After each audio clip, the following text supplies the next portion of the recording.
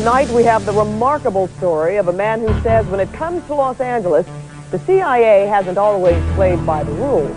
The agency has dealt drugs throughout this country for a long time. If you don't like what's going on here, please leave now. It began to become apparent to me that guns were going one way and drugs were going another. The CIA has issued a blanket response to all of this, denying any involvement. My name is Mike Ruppert, R-U-P-P-E-R-T. I did bring this information out 18 years ago, and I got shot at and forced out of LAPD because of it. I've been on the record for 18 years. We got on record everywhere we could so that if I did get killed, we would know. You know, somebody would know that somebody was saying something was wrong with CIA. Hello, I'm Mike Ruppert. It has been 28 months since the attacks of September 11th changed our world forever. As I wrote recently, the events in the 5 years following the attacks of 9/11 will determine the course of human history for the next 500 years. That prediction is proving to be true. Within 3 months of those attacks, I and my publication, From the Wilderness, had, using unimpeachable research materials, assembled a clear picture of what was driving world events. We had shown that the U.S. government had ample warning to have prevented the attacks and did not. We had shown that the U.S. and global economies were corrupt and on the verge of collapse, that the U.S. economy was particularly dependent upon the flow of hundreds of billions of dollars from the illegal drug trade. Since the U.S. occupation of Afghanistan in November 2001, at a time when the Taliban had destroyed more than 90% of all opium production, Afghanistan has, under CIA and U.S. military control, once again become the largest producer of the opium poppy, accounting for 70% of the world's supply.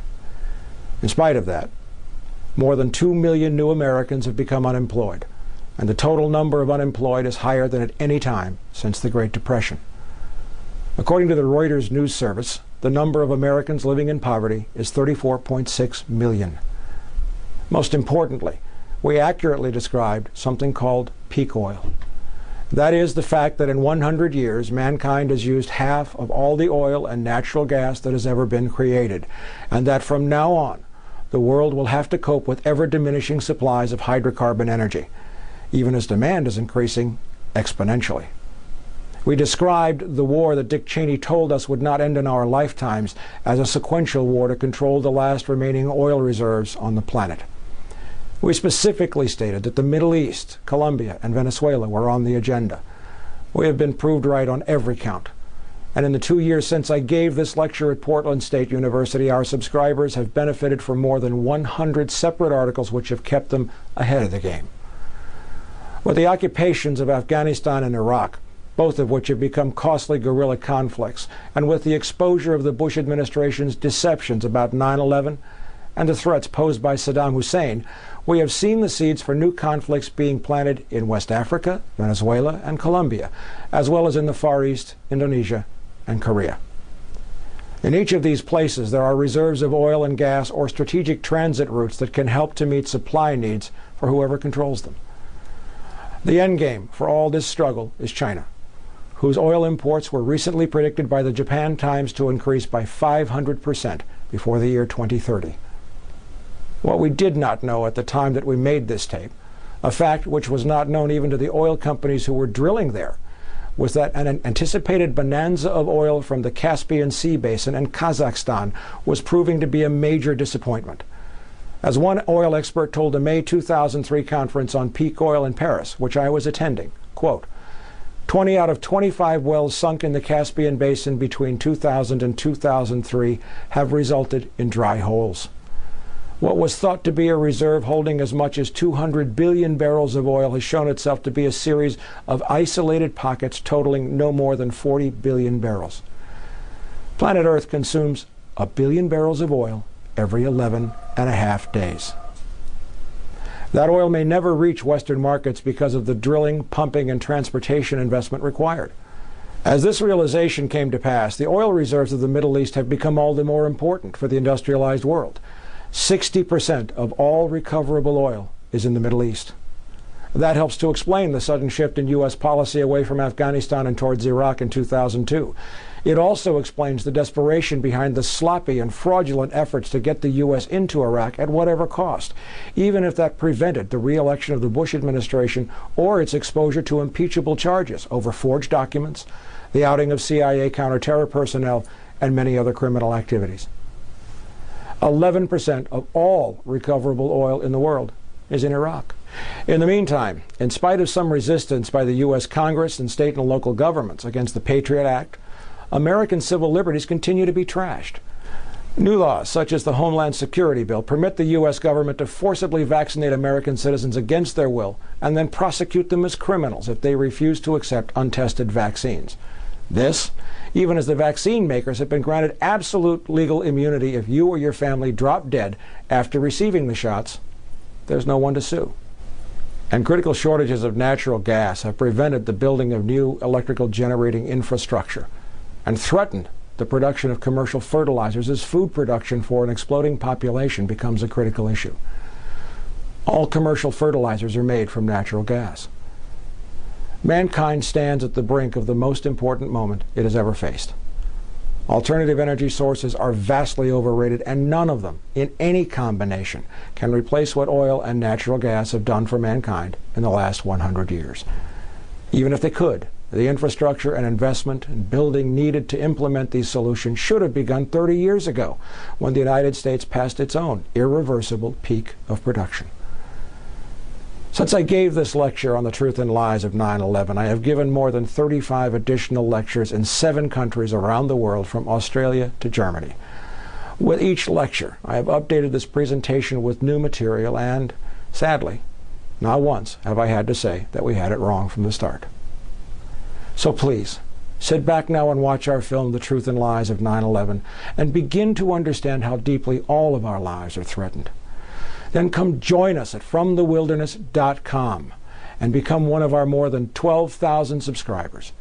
With each new subscription, our ability to bring you better and more comprehensive reporting expands, even as the world becomes a more dangerous place to live. The answers, our children's answers, can only be found when we come to understand the real map that we are traveling on.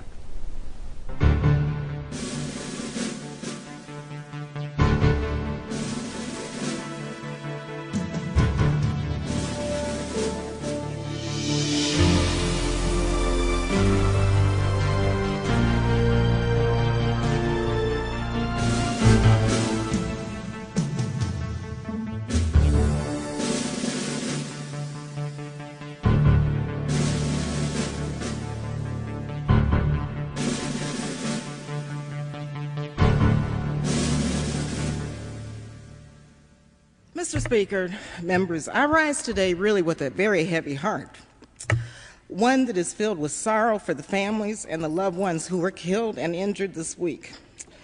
Only the most foolish and the most callous would not understand the grief that has really gripped our people and millions across the world. This unspeakable act on the United States has really forced me, however, to rely on my moral compass, my conscience, and my God for direction. September 11th changed the world. Our deepest fears now haunt us.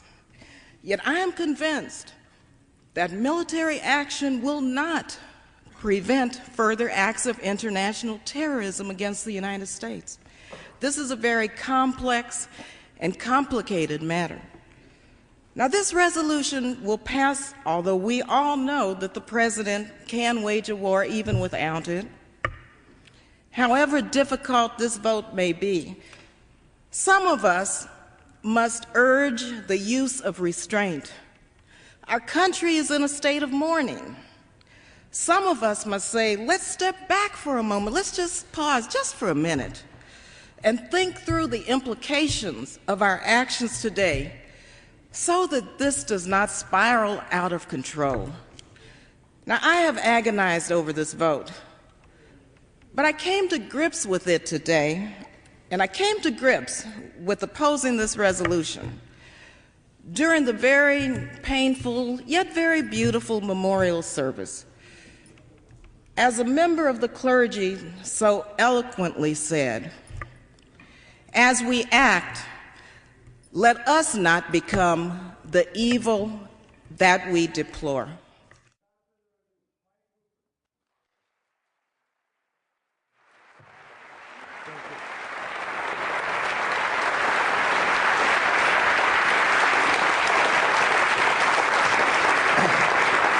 Thank you, Demetrius, and thank all of you. I am unbelievably gratified to see so many people here tonight. I almost got up here and said, hi, my name is Mike, I'm an alcoholic, but I think I'm at the wrong meeting, I guess. We're going to talk about a lot of things tonight that are very difficult, a lot of things tonight that are very challenging. A lot of things that will test and try many of us in the months and the years to come. But we're going to have a certain approach to this, and it's the only kind of approach that I have found in 23 years that works when you're challenging a government that no longer serves the interests of the people. I'd like to start off by asking a question, like a show of hands. How many people in the room tonight believe that Lee Harvey Oswald was the lone gunman and solely responsible for the murder of John F. Kennedy? Show of hands. 2 hands, and they're both joking. How many people in the room tonight believe that the war that is now taking place and getting ready to move all over the world is solely the result of the attacks on the World Trade Center on September the 11th? Okay, all right, great.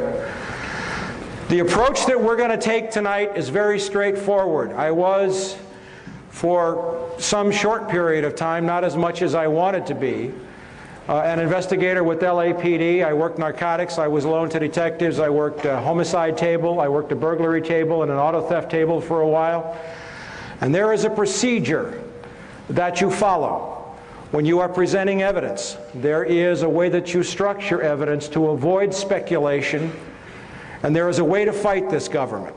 And before we start into the details on September the 11th, I want to show you 2 dramatic examples. I have 2 short clips of video that I would like to show you. And if we can run the first one, this will set the tone for what we're going to talk about tonight and what we're not going to talk about tonight. For 38 years, as of November 22nd, just a few days ago, we have had a videotape showing clearly that John F. Kennedy was shot from the front and not the back, where the Warren Commission says that Lee Harvey Oswald was up and behind to the right in the Texas School Book Depository. You look at this tape, and there is clear, convincing, incontrovertible evidence. Yet what good has it done us? What has it done to change the government? What has it done? What have we, meaning the American people, accomplished with this piece of video that shows his head moving backwards as a result of a bullet impact from the front of his head? It hasn't changed anything. I want you to bear that in mind, because I'm going to use the word "you" a lot tonight. And by you, I mean the American people. I'm talking to you as if I was talking to all 280 million people in this country. And I'm going to say some things that are going to be kind of backing you into a corner, and that is my direct intent. So some of the things we are not going to talk about tonight are speculations about the attacks on September the 11th. We are not going to talk about were there explosives in the building, were the planes piloted by remote control, any of those questions, because those are speculative questions that produce the same kind of results that we just saw on the tape. After 38 years, you can play that all you want, and it doesn't change anything. There are people who have been talking about the Oklahoma City bombing since it happened in 1995. We have videotape of U.S. military personnel machine gunning the Branch Davidians at Waco. We have proof up the galore. We're not here looking tonight for proof. We're not going to go home and have armchair discussions, because what's at stake now is our freedom. What's at stake now is our future. This is no more time to go home, and you'll see that before I'm through tonight. Now, there is another way to take on the government. There is another way to take on the lunacy of the mass media, and that is by using their own statements and their own evidence against them to prove that they are lying. Because if you're in this room tonight, you are probably already the choir. Our safety, our future, our liberty, our country, and maybe the planet depends upon us reaching out to the millions of people out there who are still waving the flag, still believing that this is a war like they're being sold on CNN. Now, I'm going to play another tape now, and I'm going to show you what happens when you confront the government with their own information head on. This is a confrontation I had with the Director of Central Intelligence, John Deutsch, at Locke High School in 1996 over the issue of the CIA bringing drugs into Los Angeles. I want you to watch his hands very carefully after I confront him. Sir, the man in the leather That's jacket. Congresswoman Juanita Millender McDonald of Compton. I will be coming back Hi. over. I'll get you. I am a former Los Angeles police narcotics detective, and I work South Central Los Angeles, and I will tell you, Director Deutsch, emphatically and Can without you speak further equivocation. into the mic, sir? These mics don't seem to be... I will tell you, Director Deutsch, as a former Los Angeles police narcotics detective, that the agency has dealt drugs throughout this country for a long time.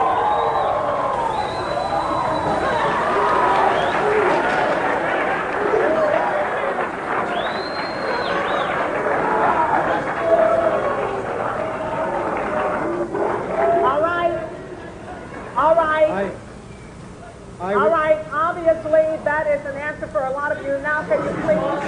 All right, now can you please? I refer direct... Wait a minute.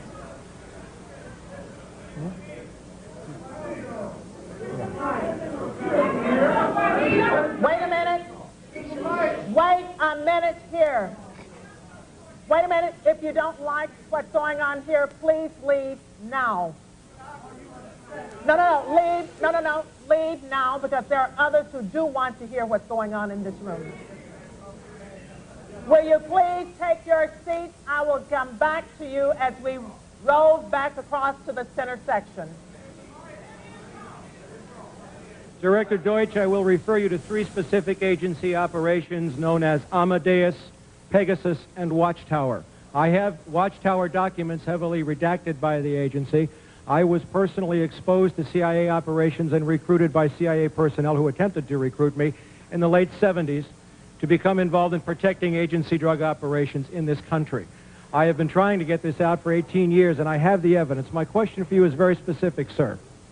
If, in the course of the IG's investigations and Fred Hitz's work, you come across evidence of severely criminal activity, Let him speak into and the it's mic. classified, will you use that classification to hide the criminal activity, or will you tell the American people the truth?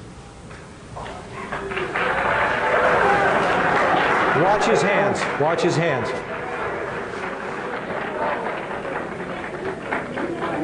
All right, you want to hear the response first from Congressman Julian Dixon and then from the director. Wait a minute. From York, I'm sorry, sir. I will allow the director to speak first and then Congressman Julian Dixon. If you have information about CIA illegal activity in drugs, you should immediately bring that information to wherever you want, but let me suggest 3 places. The Los Angeles Police Department. Gotcha.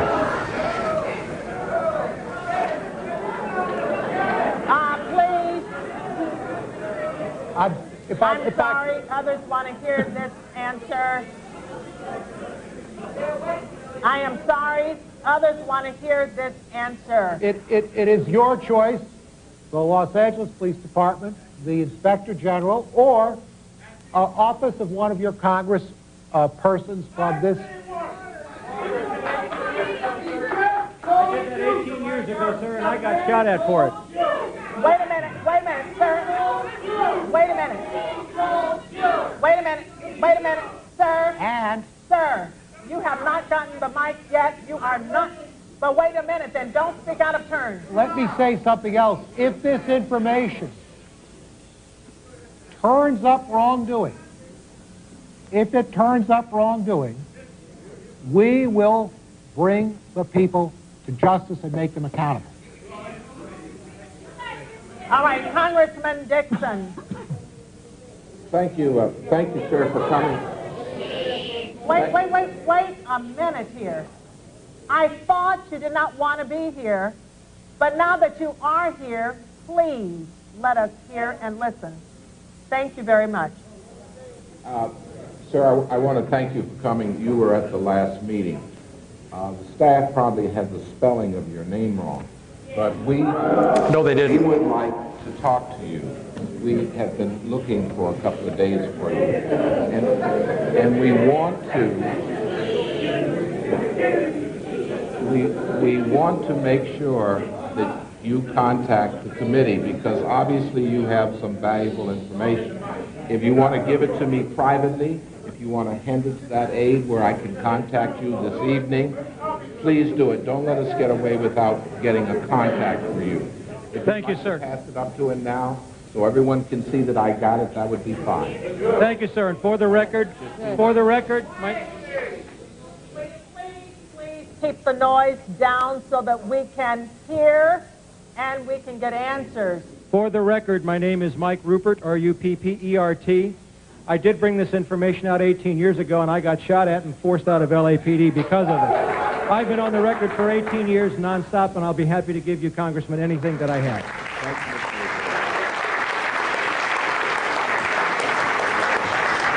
I have to tell you that that was probably the most fun I've ever had in my life. Although tonight may top that. If you can kill the blue on the VCR there. What happened after this was John Deutsch was guaranteed an appointment by Bill Clinton to become the next Secretary of Defense. My confrontation with John Deutsch cost him that appointment. My good friend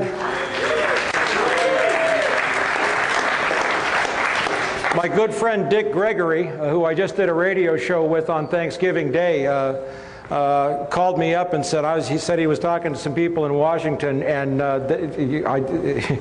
they just chewed him up one side and down the other because he looked like a fool. Everybody here seen The Wizard of Oz? Everybody here seen The Man Behind the Curtain? We have to get to the man behind the curtain, but it's going to be a little bit scarier than that movie was to do that. So, let's take an approach to September the 11th along the lines of an investigator presenting a case to a grand jury, or along the lines of a detective presenting a case to a district attorney. First of all, who am I? We're going to go through this really quickly. I had the misfortune of being born into a family that was heavily rooted in the intelligence community. My mother was a cryptographer and cryptanalyst for the Army Security Agency and National Security Agency during World War II. She worked for Secretary of State Cordell Hull. She worked on the Japanese and Russian codes.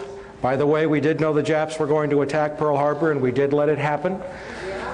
This is evidence that I would present. This is my mother's separation from the NSA in December 1949 because she was going to have babies. She didn't have me until 51. But my dad was also recalled into the Air Force. During the Korean War, he went to work for Martin Marietta and went to work on projects like the Titan 3C, which put up all the CIA's keyhole spy satellites. Relatives of my father were OSS, that's the forerunner of CIA, and they were career at CIA in Langley. So everybody in the family had a clearance. I used to come home from school and say, "What's for dinner?" And Mom would say, "I can't tell you."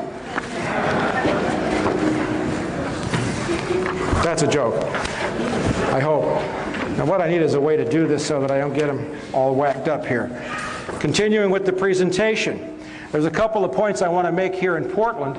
This is one of my rating reports from LAPD showing an outstanding rating, showing also that I have, especially in the field of narcotics enforcement and investigative procedures, I was loaned to Wilshire Division Narcotics several times and specialized in narcotics. I was even sent to a training school by the U.S. Department of Justice and the DEA, which I attended. You don't get that for writing parking tickets. And the reason why I say this is because the ranking member of LAPD in the room that day when I confronted John Deutsch told Ted Koppel that I had never worked narcotics. And that got me pulled from a live interview with Ted Koppel. The ranking member of LAPD in the room that day was Deputy Chief Mark Croker.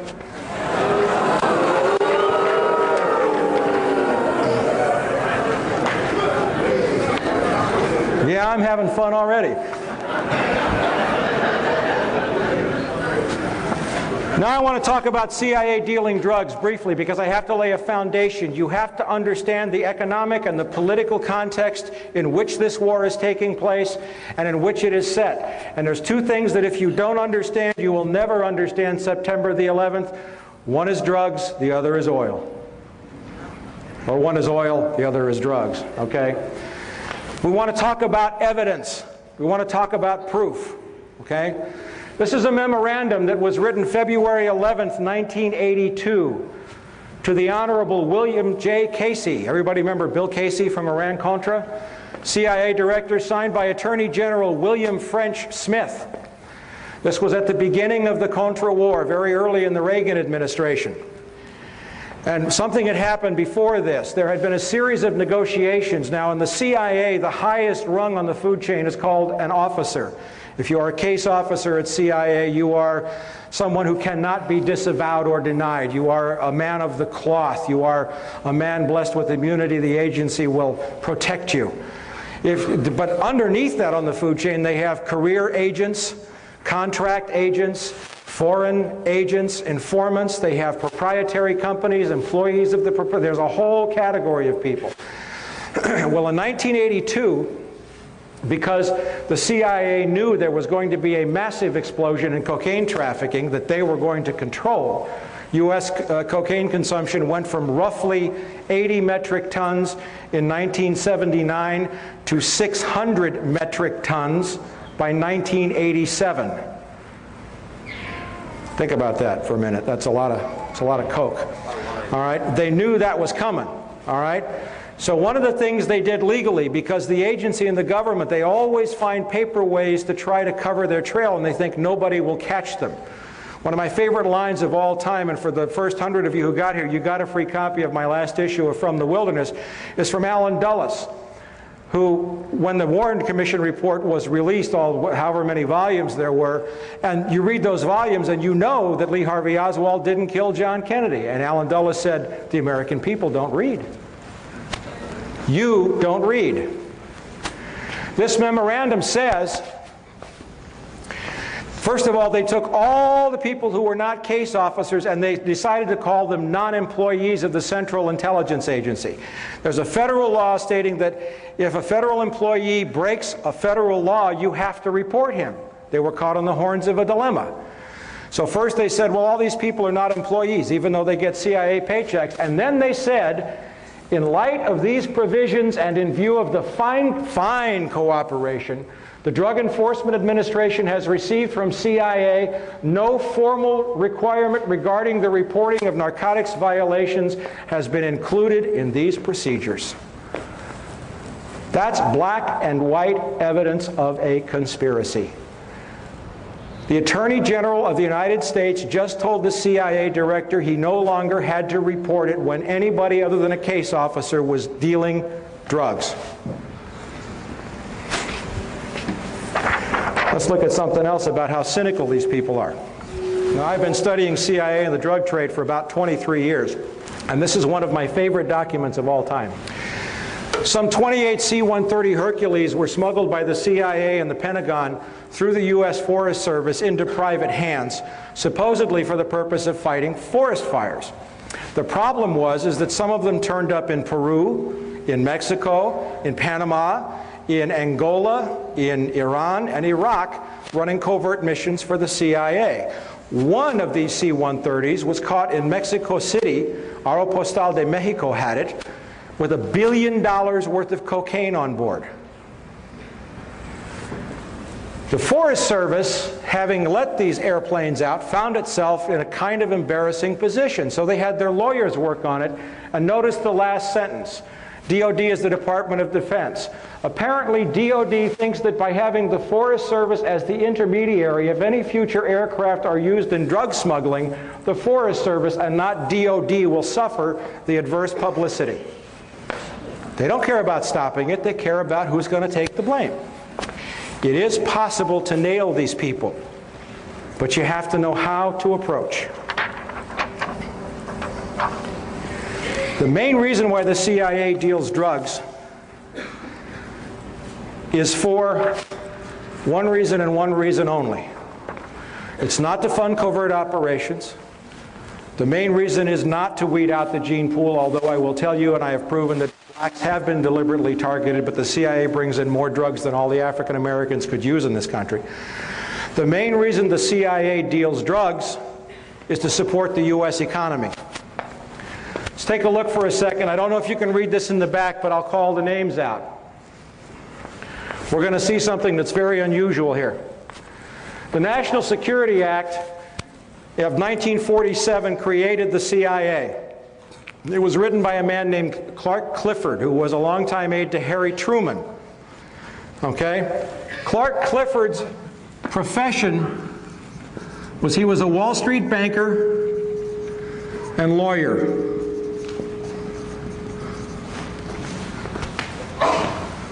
Clark Clifford is also the man who brought a bank called BCCI into the United States in the 1980s, a drug money laundering bank that was exposed for laundering drug money. The design for the CIA, in other words, the people who told Clifford how to write the act, were two brothers, John Foster and Allen Dulles, the Dulles brothers, Duller and Dulles. John Foster Dulles was Secretary of State to President Dwight Eisenhower. Allen Dulles was the DCI, not from 81 to 87, he was the DCI from I think roughly 1953 until about 61 in the Bay of Pigs when John F. Kennedy fired him. You know what their profession was? Wall Street lawyers at the law firm of Sullivan and Cromwell, which is today the most powerful law firm on Wall Street.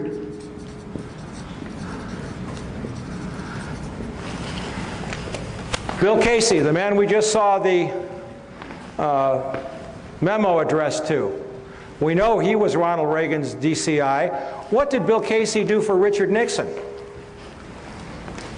He was chairman of the Securities and Exchange Commission.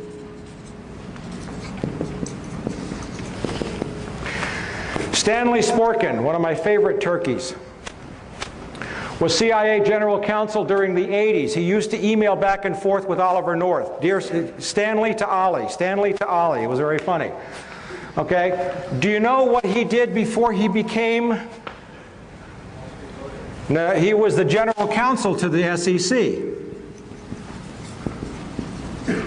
Securities and Exchange Commission, charged with monitoring all securities transactions. David Daugherty, CIA General Counsel after Stanley Sporkin. You know what he does today? The Executive Vice President of the New York Stock Exchange for enforcement. Isn't that great?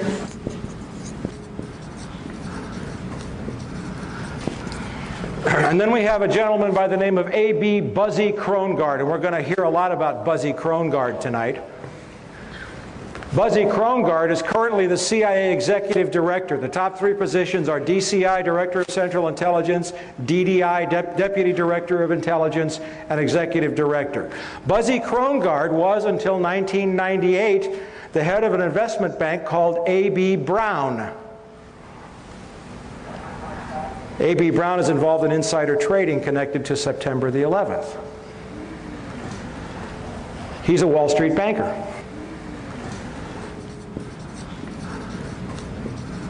As a matter of fact, 6 out of 7 of the first deputy directors of intelligence came to CIA from Wall Street. The mission of the CIA is to control money and cash flow for the benefit not of you and me, but for the benefit of the banks and the stock brokerage houses and all of the interests that control U.S. politics. Now, the U.S. economy is in deep trouble. But the level of criminality in this government and in this country has become so overt in the last 2 years that the stink is becoming hard for people to ignore.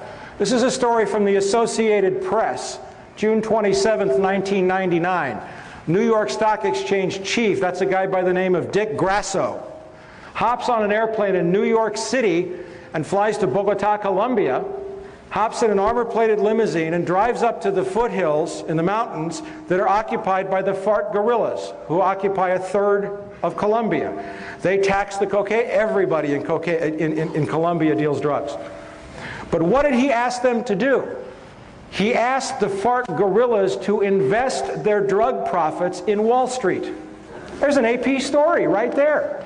He didn't say stop dealing drugs, it's bad for our kids. He said, let us manage your drug money.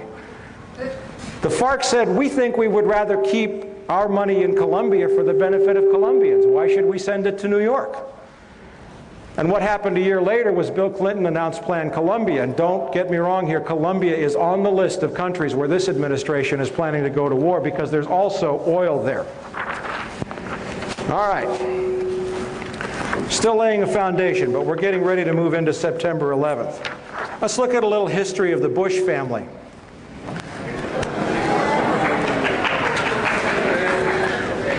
I'm having a lot of fun. Okay. This is from a book called The Unauthorized Biography of George Bush, which is an extremely well-researched book. And everything that they put in here is sourced. If we go to George Herbert Walker Bush's father, Prescott Bush, he was the managing director of a firm called Brown Brothers Harriman during the 30s and 40s. Brown Brothers Harriman financed Adolf Hitler before and during World War II. Brown Brothers Harriman got involved with the Hamburg Steamship Line. They got involved with a number of companies and front organizations that channeled money directly to Adolf Hitler, and they did not stop that relationship when the war began.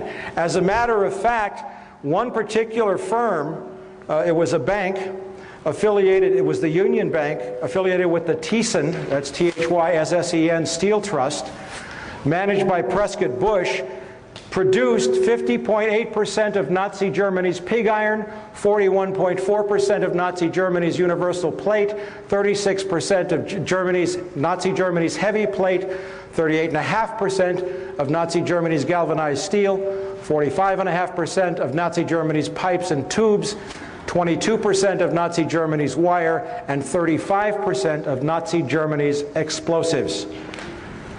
It was so egregious and offensive that we find that in 1942, under the Trading with the Enemy Act, the U.S. government took over the Union Banking Corporation, in which Prescott Bush was a director, and they seized the assets. That's our current president's grandfather. Now, we know that our current president's father went out of his way to arm Saddam Hussein. How many people remember Iraqgate?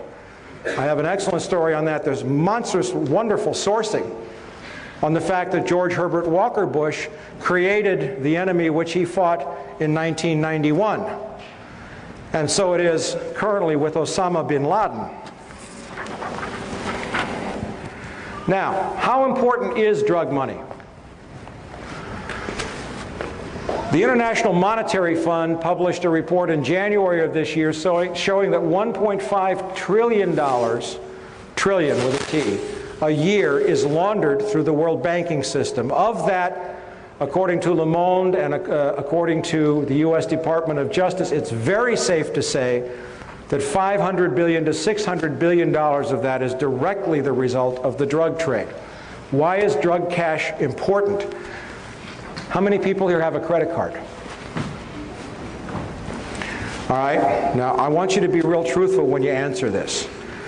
When you open your credit card bill every month, what do you look at first? I want everybody to look first at the total balance owing on the card. Raise your hand. How many of you look first at the minimum monthly payment required? How many of you pay your credit cards off in full every month? I'm impressed. The point is that the United States economy, and I was at an economic conference in Moscow in March of this year, has derivatives. Derivatives are anything that's not related to anything of value. It's like stock futures, it's calls, it's puts, it's options, it's has a derivatives bubble of $300 trillion. 20 trillion of that alone is connected to JP Morgan Chase, which is about ready to go under thanks to Enron. And watch that very closely, okay?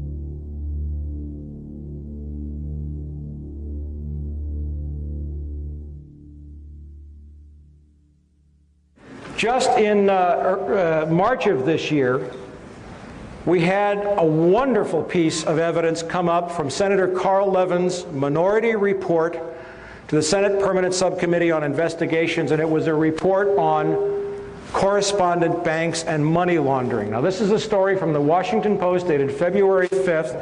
It says, inattention and disinterest by U.S. banks in screening the foreign banks they take as clients has allowed rogue foreign banks, not rogue, and their criminal clients to carry on money laundering and other criminal activity in the United States and to benefit from the protections afforded by the safety and the soundness of the U.S. banking industry, said Senator Carl Levin of Michigan. Specifically mentions JP Morgan Chase on the next page. 4,000 offshore banks to launder money into the United States. $1 trillion laundered annually. That's conservative. Money laundered in which the Clinton administration declared a national security threat. Not true. It's a national asset as far as Wall Street is concerned. Carl Levin said $500 billion moved through the U.S. banking system in drug money every year. That's liquid cash.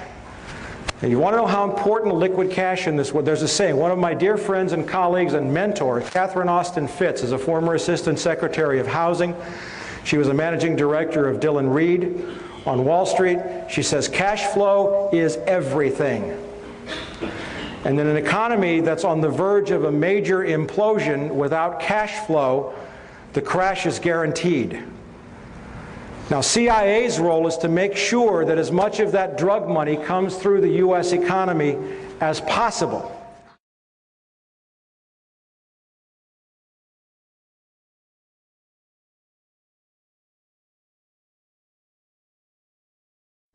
When I was a little girl, I grew up at 48th and Larchwood in West Philadelphia, and the Solari Index was 100%. The Solari Index is the index that I use to describe the well-being of a neighborhood. It's the percent of people in a neighborhood who believe that a child can leave their home, go to the nearest place to buy a popsicle, and come home alone safely. It was unthinkable that a child wasn't safe at 48th and Larchwood in West Philadelphia in the 1950s. The Solari Index was 100%, and the Dow Jones Index was probably about 500. Today, it's reversed. The Dow Jones Index is very high at about 10,000, and the Solari Index is at very low in West Philadelphia and very low throughout the United States. And why is that? It's because one of the ways that we've financed the growth of multinational corporations and big banks and the rise of the Dow Jones is by selling narcotics to our children. It's one of the most profitable businesses in America. About a year ago, I gave a speech called How the Money Works in Organized Crime to a wonderful group of people in Philadelphia. They have a conference every year. They go off into the woods for about 3 days and talk about how they can help our culture, our world spiritually evolve. So I gave my presentation on how the money works as organized crime, describing what is arguably the biggest, most profitable industry in the United States today. And towards the end, we were discussing the fact that the Department of Justice estimates that the United States is the leader in laundering organized crime profits of about $500 billion to $1 trillion a year. So I asked the audience, what would happen if we stopped being the worldwide leader in laundering $500 billion to $1 trillion a year? And they said, well, you know, if we stopped, our mutual funds would go down in price, the stock market would crash. I said, well, what else would happen? So they said, well, you know, we might have trouble financing the government deficit because, in fact, the people who control 50 years of accumulated profits, that's a lot of capital that we need to finance our deficit. So I said, okay, well, I'll tell you what, let's pretend there's a big red button right up here on the lectern right in front of me. And if you push that button, you can stop all organized crime in America, and you can stop America laundering $500 billion to $1 trillion of organized crime profits every year. Who here will push the button?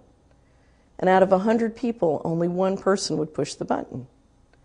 And I said, okay, so what you're saying is you want a whole armada of people to sell drugs to your children and grandchildren to keep your mutual funds up and your government checks coming. And they said, yes, that's right.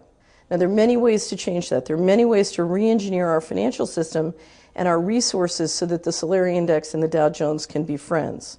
So that when we get the Solari Index to go up by making sure our neighborhoods are safe for children, the real estate can go up in value, the small businesses go up in value. There are many ways to make the Solari Index and the Dow Jones friends. But before we can do that, before we can have that conversation, we have to face what's happening. We have to face that we are addicted to drug profits, because if we can't face it, God can't fix it. Okay. This is a copy of the cover sheet of the report. It's on the World Wide Web. If you want to go search for it, you can just look for the report on correspondent banking. Okay, and that's a copy of the report. It's an incredible read.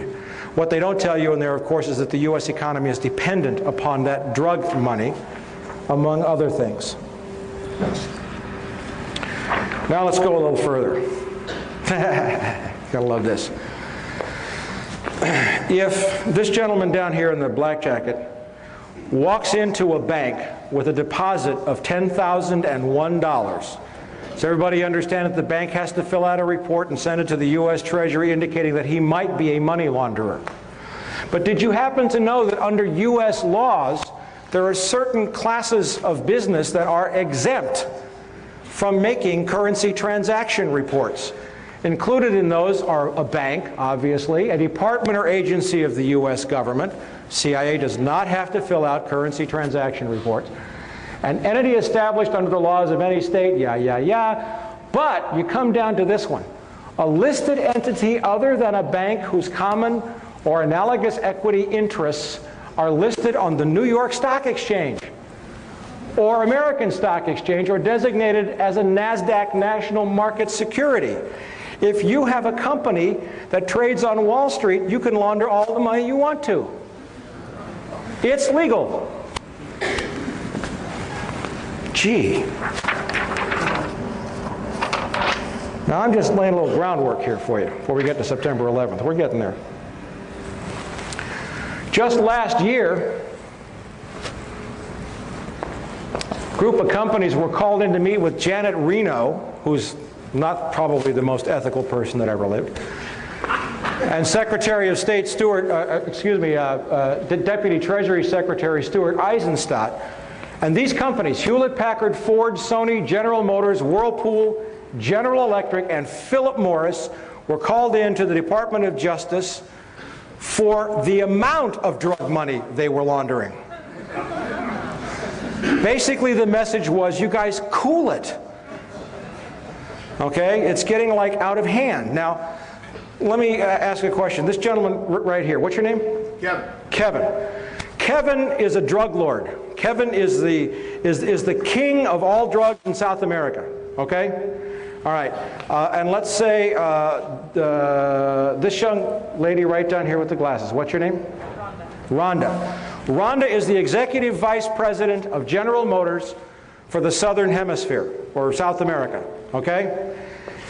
Kevin, you call up Rhonda one day, and you say, I'd like 100 Chevy Suburbans, armor-plated, custom-built, at $30,000 each, and I'll pay cash. Rhonda, what are you going to say to that offer?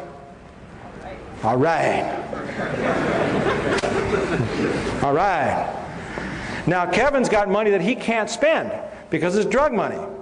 But now he's got 100 Chevy Suburbans. But let's say now that, the gentleman with his hand on his chin right there. Yeah, right there. What's your name? No, you. What's your name?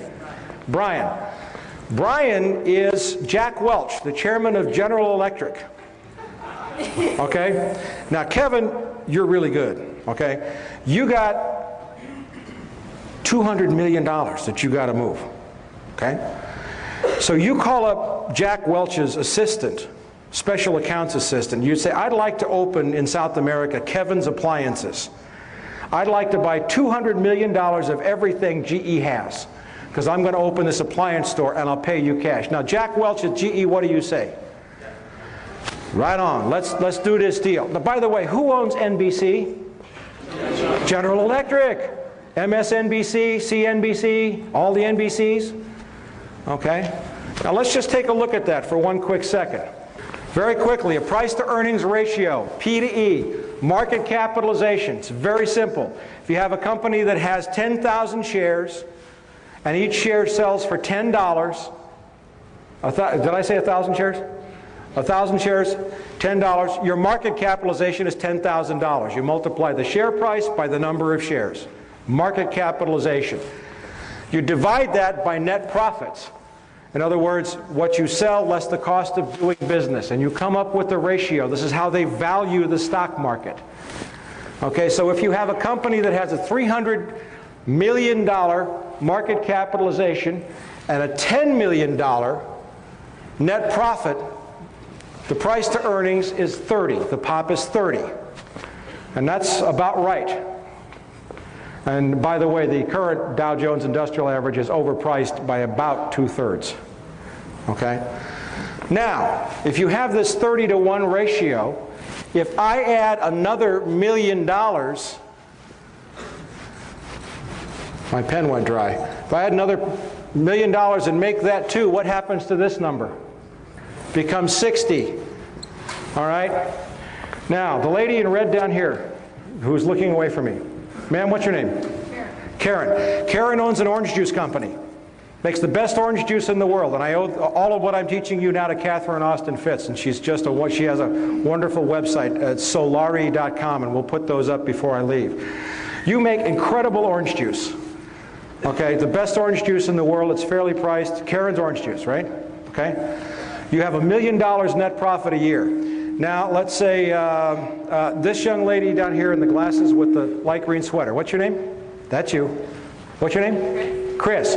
Chris is the Chief Executive Officer of PepsiCo, which owns a small orange juice company called Tropicana. Okay? You see her company with $1 million in net profit. How much, and your price to earnings is 30-to-1. How much are you willing to pay for that? How much are you willing to pay for her company? Would you pay $29 million? Yeah. Yeah, because the minute you bought her company for $29 million, your stock value goes up $30 million. How do Wall Street executives get paid? In stock. And you watch very closely the Bush administration's plan for economic recovery. It's all handouts to the corporation, which will go directly to boost their POP, which will put hundreds of millions of dollars in the pockets of executives. Has anybody noticed the Bush administration has not offered one single aid plan for any unemployed airline worker?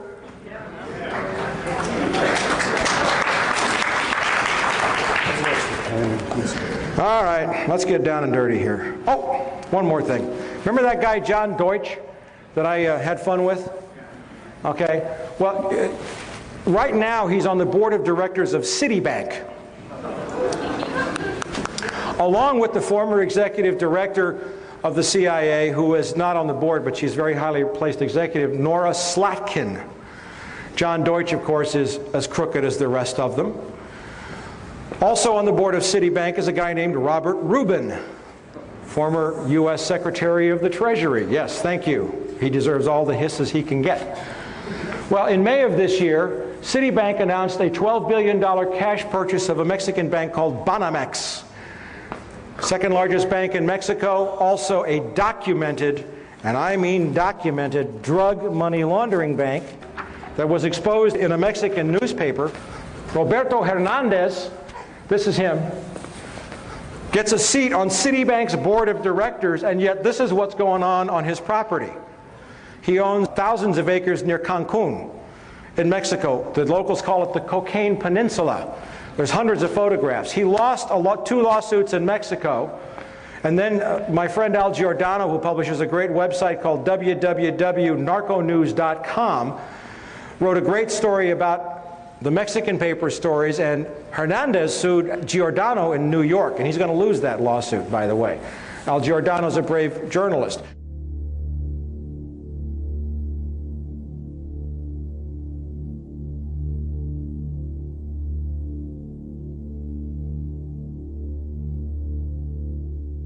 But the point I'm making with this is that the criminality had gotten so out of hand by May of this year that Citibank would openly buy a known drug money laundering bank and put the drug money launderer on its board of directors. That's the need for drug cash in the U.S. economy right now. By the way, Citibank's record of involvement in drug money laundering is extremely well documented in the Wall Street Journal and the New York Times. It laundered some, I think, $300 or $400 million for Raul Salinas de Gortari, the brother of the former Mexican president. Now let's go to some other things that are going on in the economy so that we set you up to understand what's going on around September the 11th. The U.S. economy is being looted. Anybody here remember the savings and loan scandal? You know, the gang that's in the White House is the same gang that brought us the savings and loan scandal? That took $500 billion out of your pockets. Well, here's some new developments in the government. And by the way, I'm not a Democrat or a Republican. Bill Clinton's a sleazebag too. Okay? That so-called liberal put almost a million nonviolent drug offenders in prison to boost the shares of companies like Corrections Corporation of America and Wackenhut. He destroyed many of the welfare laws, and one is not better than the other. But notice this, HUD loses, HUD, Housing and Urban Development, $59 billion. When was the last time you lost $59 billion? This was from testimony in Congress by Susan Gaffney, Inspector General of HUD. And you know what HUD said they did when they couldn't figure out where the money went? We made an adjustment in our checkbook. Where's that money going? You'll find out before we're through. Now, if you thought that was bad, the Defense Department cannot account for $1.1 trillion that seems to have vanished within the tangled system of financial accounting put in place by private contractors. You know who the private contractors are? Lockheed Martin and DynCorp. Okay? HUD. Oh, I dropped a microphone. I have more microphones on me than the FBI has in my living room.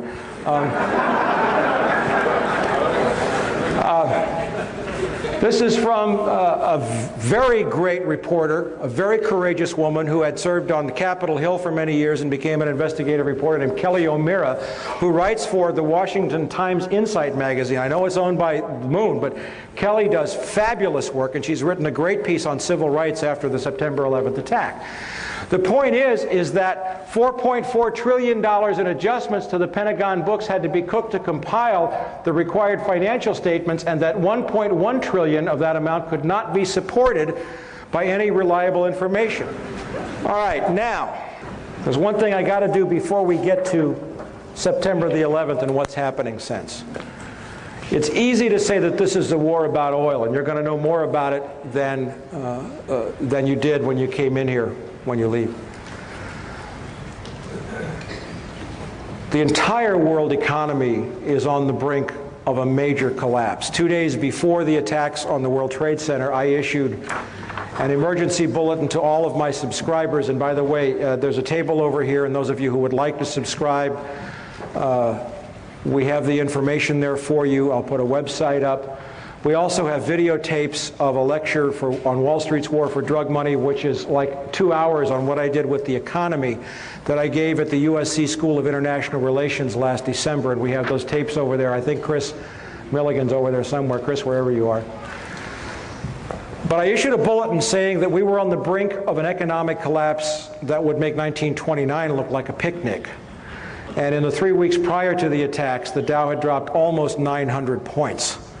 Now, what we have seen since then, and you must understand this clearly, is that the Dow's so-called resurrection to close to 10,000 points is strictly the result of a massive infusion of cash from the U.S. Treasury, which is your cash, which is being given to the corporate executives and not to the people who have been laid off. And every time you see the Dow go up, you'd better believe that another 5,000, 10,000 people have lost their jobs. We are also in a global financial crisis that began in 1998 with the collapse of the bond markets and hedge fund derivatives, the money laundering investigations, and the mega mergers in the financial industry. The war buildup after September 11th is now shifting resources from domestic needs to the defense establishment. This fulfills a Bush-Cheney campaign promise to boost defense spending. But it is not sustainable for a number of reasons. And then this brings us into the issue of oil briefly, and we'll get into this more later. And basically is that oil production in the world is peaking. The last untapped major oil fields in the world are in two places, actually. First, Central Asia, and we'll get into that in depth. And second, guess where? In Colombia. Okay? And this is now a war, and this is now a moment in human history when the age of oil is nearing its end, because world population and demand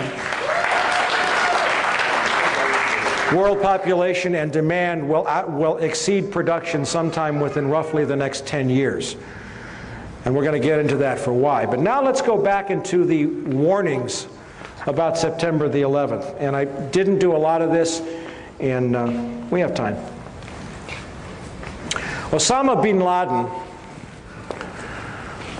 is of course a Saudi Arabian by birth. His family is exceptionally wealthy. They own not only major construction companies, but they are heavy investors in high technology stocks like Nortel.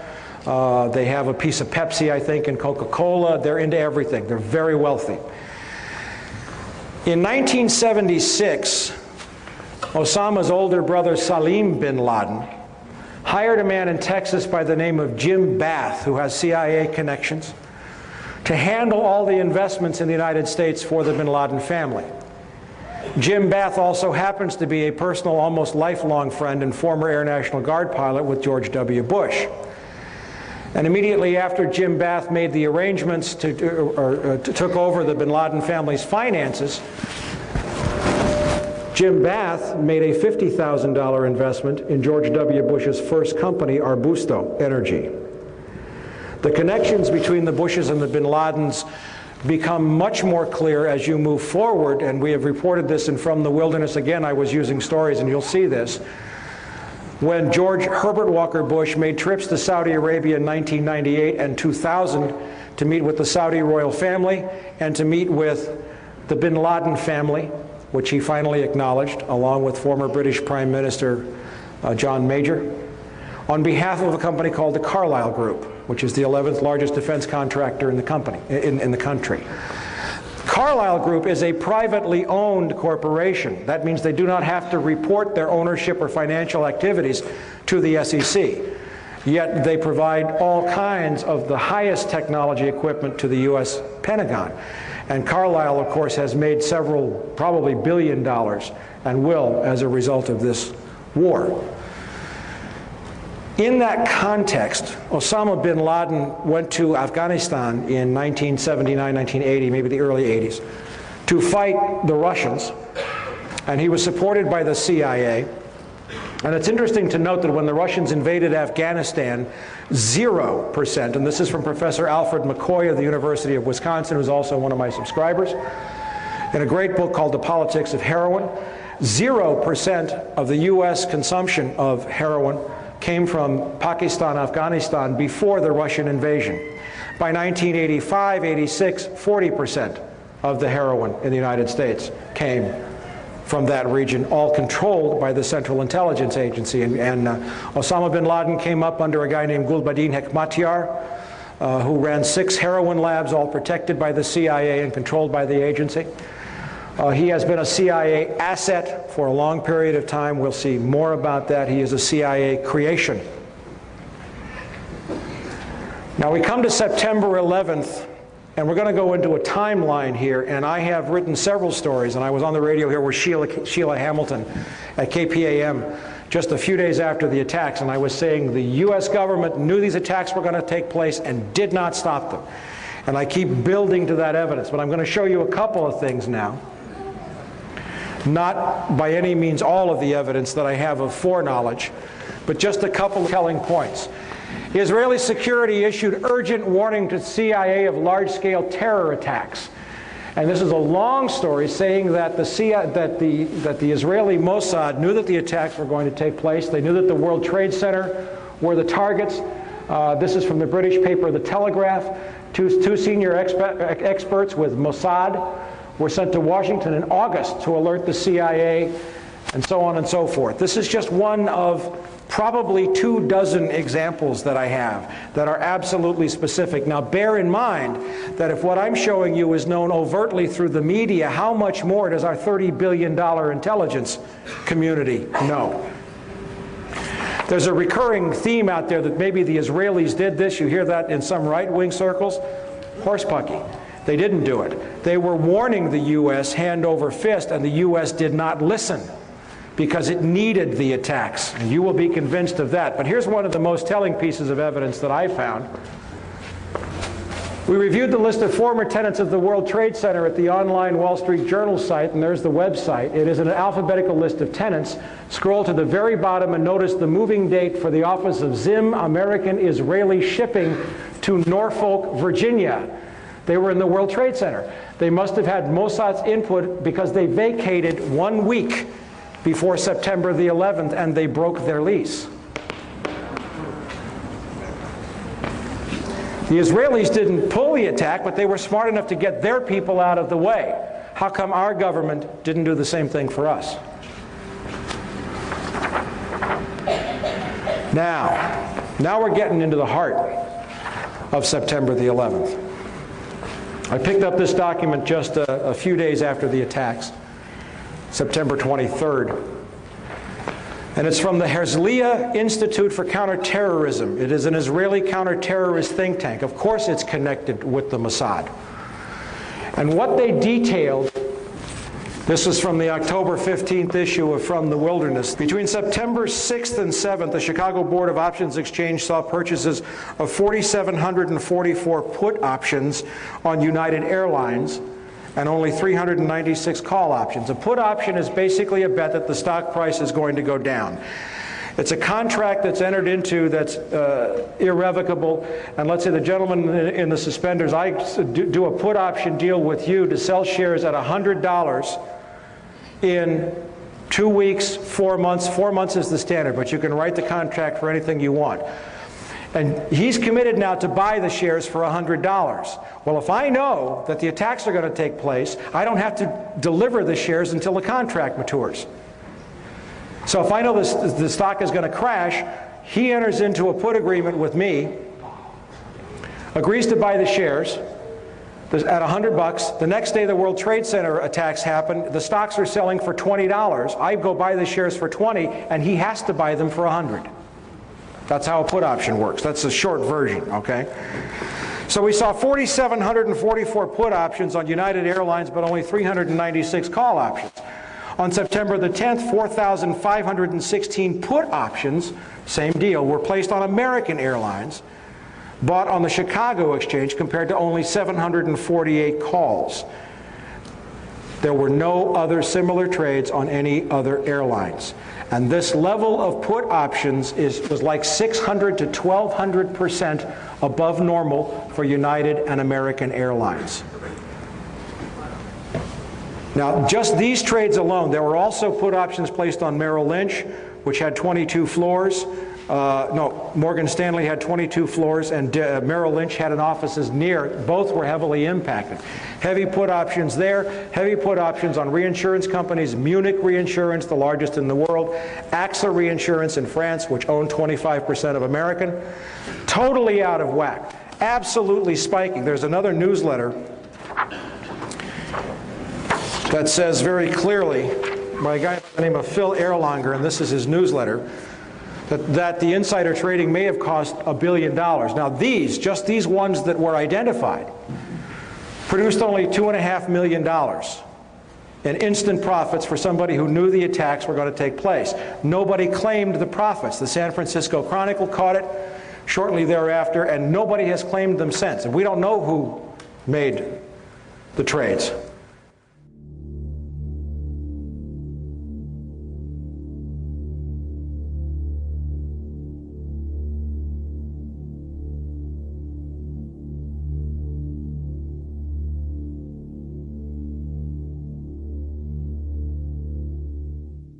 But what did the Herzliya Institute for Counterterrorism tell us? It told us that the United Airlines put options were placed through the firm A.B. Brown. Do you remember A.B. Brown? A.B. Brown was the firm headed until 1998 by A.B. Buzzy Krongard, who is now the executive director of the Central Intelligence Agency. A.B. Brown was sold in '97 to Bankers Trust, then to Deutsche Bank, I think in '98 or '99. It was an offshoot of Deutsche Bank. Now, one thing that I know, that I have written heavily about, is that the CIA, the Mossad, and major intelligence services track all stock trading in real time. On my website, you'll see stories about Promise software, and it's very long to go into, but it's a very sophisticated software. I'm going to write the website for you. It's a very sophisticated software that's been made with artificial intelligence and is capable of integrating wide numbers of databases in different languages. You'll find this on my website at www.copvcia.com. Now, I know that CIA and Mossad track stock trades in real time, so if all these put options were placed on American and United, do you think that should have triggered some alarm inside the Central Intelligence Agency? But instead we find that the trades were placed through a firm that was once owned, managed by the guy who was the number 3 at CIA. This is just pieces of evidence now. I'm building the case. Now, again, we're building up some history here. In January of this year, the Taliban and Al-Qaeda destroyed the entire opium crop in Afghanistan. It's been verified by the United Nations, by the Drug Enforcement Administration, by ABC News, by BBC, who put people on the ground. Afghanistan had been the world's largest producer of opium, producing 70% of the world's heroin through the year 2000. In January, they destroyed their crop. Part of it was a price support. They had overproduced the year before, part of it, and they sold from their stockpiles. But there are no opium crops in Afghanistan right now. They've all been planted, of course, since the Bush administration and the CIA have lifted the ban, and everybody can go back to work and the CIA can move the heroin again.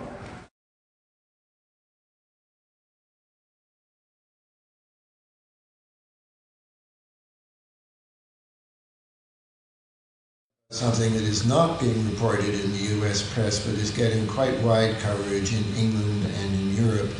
And that is that the result of our backing the Northern Alliance in Afghanistan this year is to restore a heroin flow which would otherwise have been halved or more in the world, because the Taliban not only announced that they were going to outlaw planting, but their decree worked. There was no Taliban opium planted last year, and that meant a reduction of 90% in the amount of opium coming out of Afghanistan, and the 10% that was left represented a radical increase in the areas under Northern Alliance control.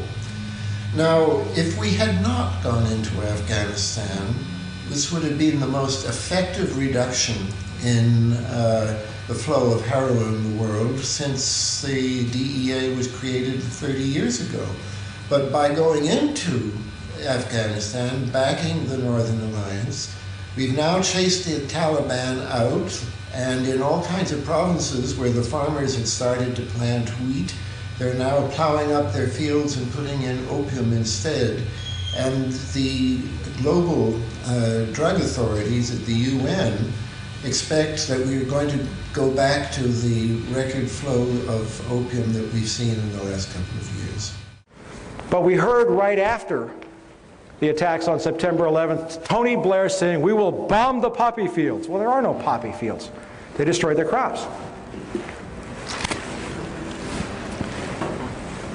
I was in Moscow, Russia in March of this year, and I found out that Uzbekistan, and we're going to get to Uzbekistan in a minute, was awash in a sea of poppies. And what did I find also was that companies like Southern Air Transport, Evergreen, and other CIA-connected affiliates had been flying into and out of Tashkent. The CIA had been setting up operations. There were proprietary companies all over the place in Uzbekistan. So now we have the destruction of an opium crop, which does what? It takes cash out of the world's banking system. In conjunction with a stock market bubble, in conjunction with world oil prices or world oil production diminishing, and a huge bubble on Wall Street. Now we come to, this is just from recently, of course. This is from from the October 5th. Afghan rebels, that's the Northern Alliance, our good friends. The Northern Alliance, who actually dominate the opium trade from the north of Afghanistan. Okay, now we've seen the recent stories saying that the poppy farmers are absolutely rejoicing because they've gone back to planting. So now we come back to the oil and drugs. There's an old saying, God equals gold, oil, and drugs. Okay? Testimony from February 12, 1998 in Washington, D.C.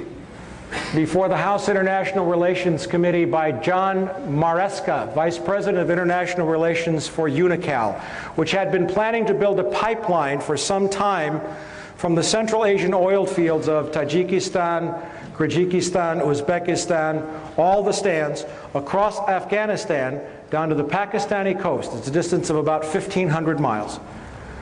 To a terminal where U.S. tankers would take the oil and gas and ship it to China and Japan, the largest emerging markets in the world. China's in the middle of a huge oil crisis, and the U.S. Wall Street is pouring money into China hand over fist. And he says in this, construction cannot begin construction until an internationally recognized Afghanistani government is in place. A recent study for the World Bank states that the proposed pipeline for Central Asia across Afghanistan and Pakistan to the Arabian Sea would provide more favorable netbacks, that's money in your pocket, folks, to oil producers. That's his testimony.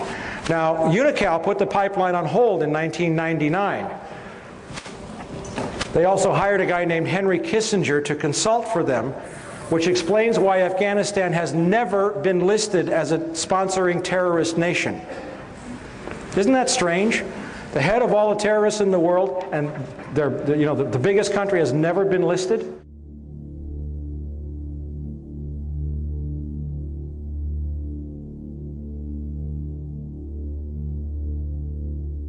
Okay, U.S. companies to invest in Pakistan oil and gas sectors. This is from a Pakistani newspaper, the Frontier Post.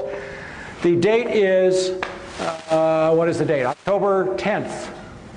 And what this says, now October the 10th is after we've gone to war, after the attacks on World Trade Center, after we know, is anybody surprised at how quickly we kind of won in Afghanistan?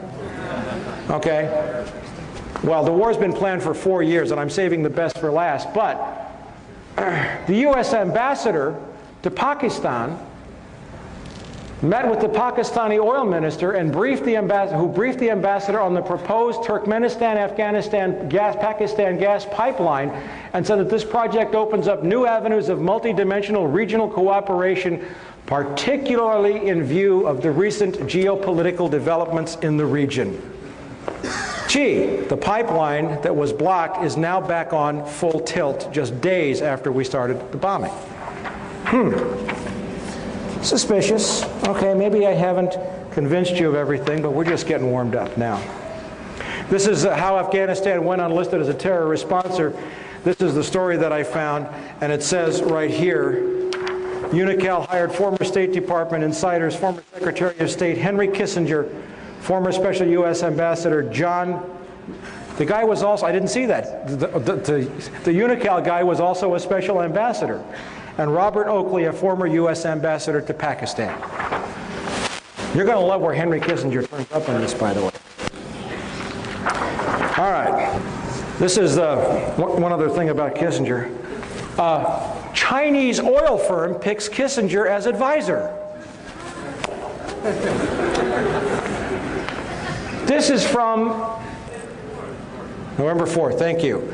The Chinese National Offshore Oil Company has hired Henry Kissinger to head its foreign advisory board. Now, Kissinger's got the Pakistan end and he's got the China end of this oil pipeline. Who does Henry Kissinger front for? Rockefeller. Very good. David Rockefeller. Who's that? Zbigniew Brzezinski. Zbigniew Brzezinski was counselor for strategic and international studies, professor of American foreign policy at Johns Hopkins, national security advisor to President Jimmy Carter, trustee and founder of the Trilateral Commission, member of the Council on Foreign Relations, international advisor to several major corporations, associate of Henry Kissinger, also worked for Ronald Reagan in intelligence capacities. Co-chairman of the Bush National Security Advisory Task Force in 1988. What a guy. Zbig. Now, if you want to get really, really, really, really angry, go buy this book. It's called The Grand Chessboard: American Primacy and Its Geostrategic Objectives. Written by Zbigniew Brzezinski in 1997. I'm going to read you some quotes from that book.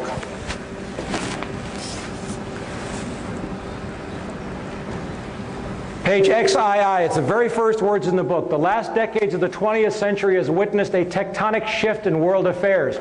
For the first time ever, a non-Eurasian power has emerged not only as a key arbiter of Eurasian power relations, but also as the world's paramount power. The defeat and collapse of the Soviet Union was the final step in the rapid ascendance of a Western Hemisphere power, the United States, as the sole and indeed the first truly global superpower. Page XII, it's in the preface. But in the meantime, he says, it is imperative that no Eurasian challenger, Eurasia is everything in between roughly east of Germany all the way to the Pacific Ocean, south through the Indian subcontinent, and includes the Middle East. It's imperative that no Eurasian challenger, by that he means Russia or China, emerges capable of dominating Eurasia and thus of also challenging America. The formulation of a comprehensive and integrated Eurasian geostrategy is therefore the purpose of this book, Geostrategy, Eurasia. The attitude of the American public toward the external projection of American power has been much more ambivalent. The public supported America's engagement in World War II largely because of the shock effect of the Japanese attack on Pearl Harbor. It gets worse. For America, the chief geopolitical prize is Eurasia.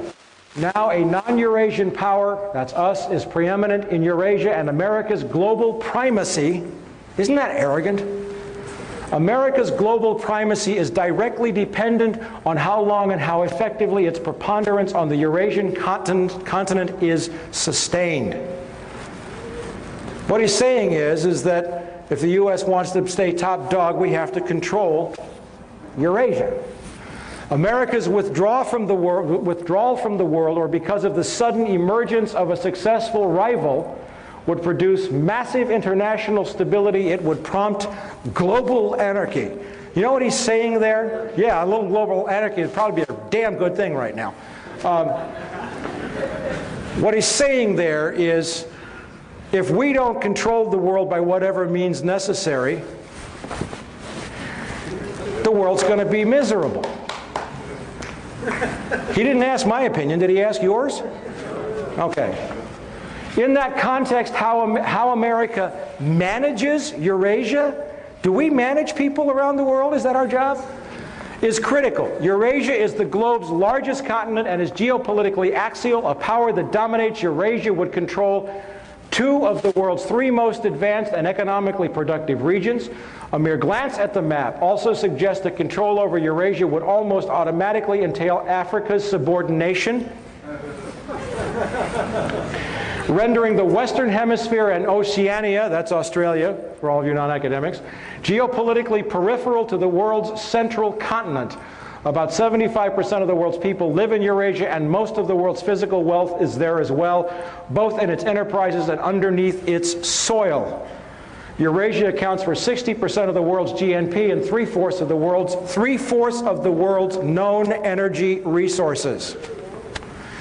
2 basic steps are thus required. First, to identify the geostrategically dynamic Eurasian states that have the power to cause a potentially important shift in the international distribution of power, and to decipher the central external goals of their respective political elites and the likely consequences of their seeking to attain them.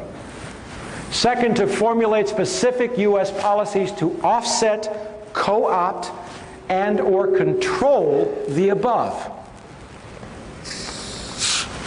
The man is talking about co-opting, controlling, managing, subverting nations and peoples and economies. To put it in a terminology that harkens back to the more brutal age of ancient empires, the 3 grand imperatives of imperial, listen to this, of imperial geostrategy are to prevent collusion and maintain security dependence among the vassals, to keep tributaries pliant and protected, and to keep the barbarians from coming together.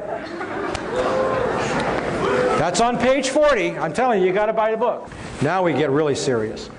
On page 95, Uzbekistan, with its much more ethnically homogeneous population of approximately 25 million and its leaders emphasizing the country's historic glories, has become increasingly assertive in affirming the region's new post-colonial status.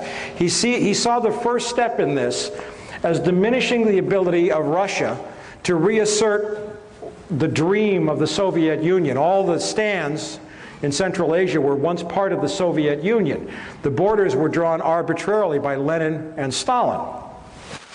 And he saw one of the most important steps was to prevent Russia from asserting any control in the region, which we did. You know how we did it? Over the last decade, thanks to Goldman Sachs, the Harvard Endowment, the U.S. Treasury and the Federal Reserve, the World Bank, we looted $300 billion out of the Russian economy. $300 billion. I was there. The Russian population was, what, 64 million at the fall of the Soviet Union. The population of Russia is today 145 million. In another 10 years, it will be 130 million. The average life expectancy of a male in Russia has dropped to 48 years. Thanks to the economic devastation, the ruin we visited on their economy, it was a deliberate plan to weaken Russia so that it couldn't challenge our move into Eurasia a decade later. It helps if you see this on the map. Okay, Russia, Kazakhstan, Kyrgyzstan, Tajikistan, Uzbekistan, Turkmenistan, Iran, Afghanistan, Pakistan, India, and China. Now, the proposed oil route is from here to here, 1,500 miles. China can't build it because it's 5,000 miles, and they don't have the technology to build it. We do, thanks to a company named Halliburton. Halliburton, which was chaired with the CEO was Dick Cheney, right? Okay, they're probably going to build the pipeline. Okay, so now that you see this relationship, what he's saying is, you build a block starting with Islamic fundamentalism, which we've supported and created, to keep Russia from moving south to reassert control, but then you build up these countries so that they're so powerful, and with a weakened Russia, Russia can't make a move to control, and all the oil reserves are right in here. Okay? And we have effectively made China dependent upon our technology because they need the oil desperately. Now, Uzbekistan, nationally the most vital and the most populous of the Central Asian states, represents the major obstacle to any renewed Russian control over the region. Its dependence is critical to the survival of other Central Asian states and is the least vulnerable to Russian pressures. Where was the first place that President Bush announced we were sending troops after the attacks on September 11th? We were already there. We'd been training Uzbeki troops for more than 5 years. Referring to an area he calls the Eurasian Balkans and a 1997 map in which he circled the exact location. Now remember, this is a book written 4 years ago. And I'm going to show you a map where Zbigniew Brzezinski said the next world conflict was going to take place. Afghanistan, Iran, Turkmenistan, Uzbekistan, Tajikistan, Kyrgyzstan, Kazakhstan. This is where he said 4 years ago the United States, in order to sustain its precarious, that's my words, economy, would have to control that to maintain its role as the global superpower and to become the world's only superpower. In effect, the ruling nation of the world. That's his map from 4 years ago.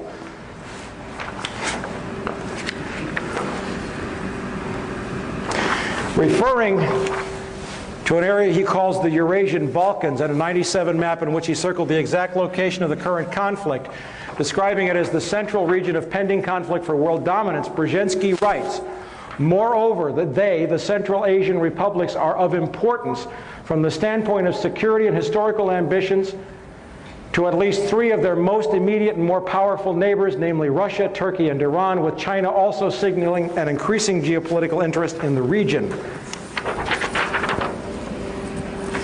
And he really lets his hair down. More important as a potential economic prize, an enormous concentration of natural gas and oil reserves is located in the region, in addition to important minerals including gold. Didn't know about the gold, did you? The world's energy consumption is bound to vastly increase over the next 2 or 3 decades. Estimates by the U.S. Department of Energy anticipate that world demand will rise by more than 50% between 1993 and 2015, with the most significant increase in consumption occurring in the Far East, China. The momentum of Asia's economic development is already generating massive pressures for the exploration and exploitation of new sources of energy in the Central Asian region, and the Caspian Sea basin are known to contain reserves of natural gas and oil that dwarf those of Kuwait, the Gulf of Mexico, and the North Sea. Once pipelines to the area have been developed, Turkmenistan's truly vast natural gas reserves augur a prosperous future. He's talking about the pipelines. Without sustained and directed American involvement, before long, the forces of global disorder. Global disorder? You mean democracy? Global disorder could come to dominate the world scene, and the possibility of such a fragmentation is inherent in the geopolitical tensions not only of today's Eurasia, but of the world more generally. The most immediate task is to make certain that no state or combination of states gains the capacity to expel the United States from Eurasia, or even to diminish significantly its decisive arbitration role. In the long run, global politics are bound to become increasingly uncongenial to the concentration of hegemonic power in the hands of a single state. Hence, America is not only the first, as well as the only truly global superpower, but is also likely to be the very last. And what does he say that's going to happen? He says that the United States will fold into a one-world government in which all nations will cease to exist, run by corporations. I'm paraphrasing it. Now, hold your breath. Very last pages in the book. Moreover, as America becomes an increasingly multicultural society, it may find it more difficult to fashion a consensus on foreign policy issues except in the circumstance of a truly massive and widely perceived direct external threat. Read it again. Read it again, she said. Maybe I should read this with a German accent. Wait a minute. Moreover, as America becomes an increasingly multicultural society, it may find it more difficult to fashion a consensus on foreign policy issues, except in the circumstance of a truly massive and widely perceived direct external threat.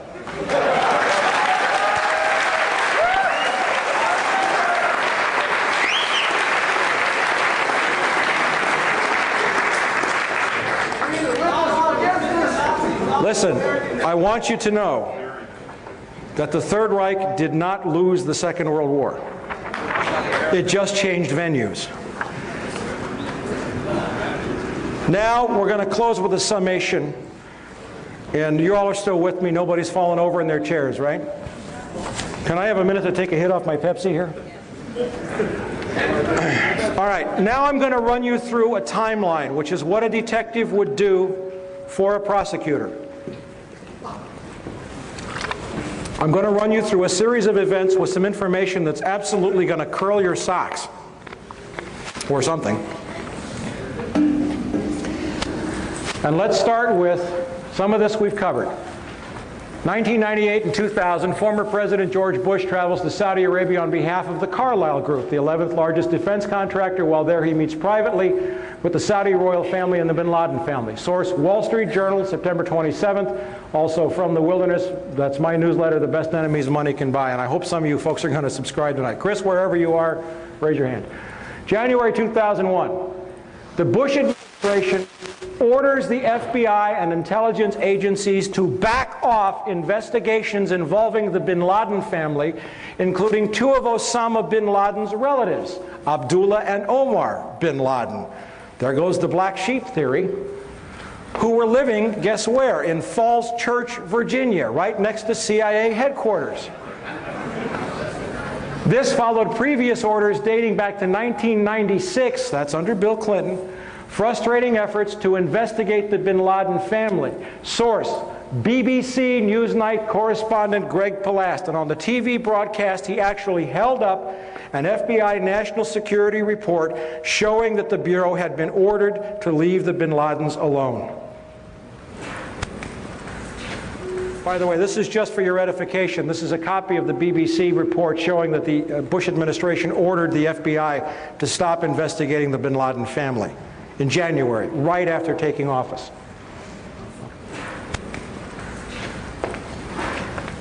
February 13th, UPI terrorism correspondent Richard Sale, while covering a trial of bin Laden's al-Qaeda followers, reports that the National Security Agency has broken bin Laden's encrypted communications. They introduced the evidence into court. The NSA had broken his secure communications. Even if this indicates that bin Laden changed systems in February, it does not mesh with the fact that the government insists that the planning for the September 11th attacks took years. May 2001, Secretary of State Colin Powell gives $43 million in aid to the Taliban. Why? Good question.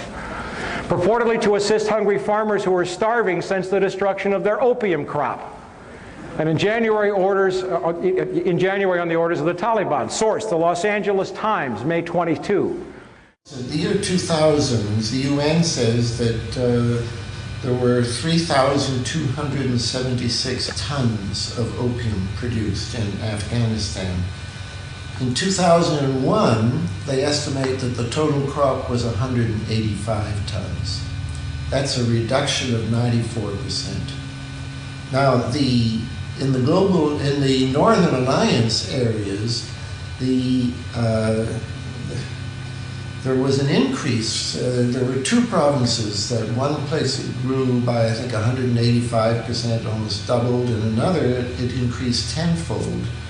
But even so, the Northern Alliance provinces, with their huge increase,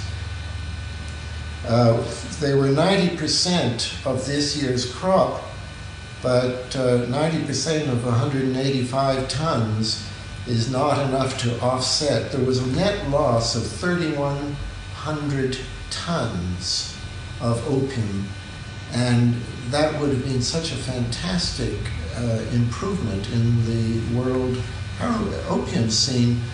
But now that they are replanting fields all over Afghanistan with opium, that possible victory we could have seen over drugs is being wiped out as a result of the U.S. intervention. May 2001, Deputy Secretary of State, one of my favorite guys in the whole world, Richard Armitage, a former Navy SEAL who used to go on kill missions in Laos and Cambodia, who has been dealing drugs for most of his adult life, who was involved in Iran-Contra and death squads, and who has been around this world as a covert operative, goes to India at the same time while the DCI, the CIA director George Tenet, travels to Pakistan. Armitage is the cover. It's a publicized tour. Tenet makes a quiet stop to Pakistan where he spends a long time with General Pervez Musharraf, our great ally in Pakistan. Pakistan's the largest supporter of terrorism in the world, by the way.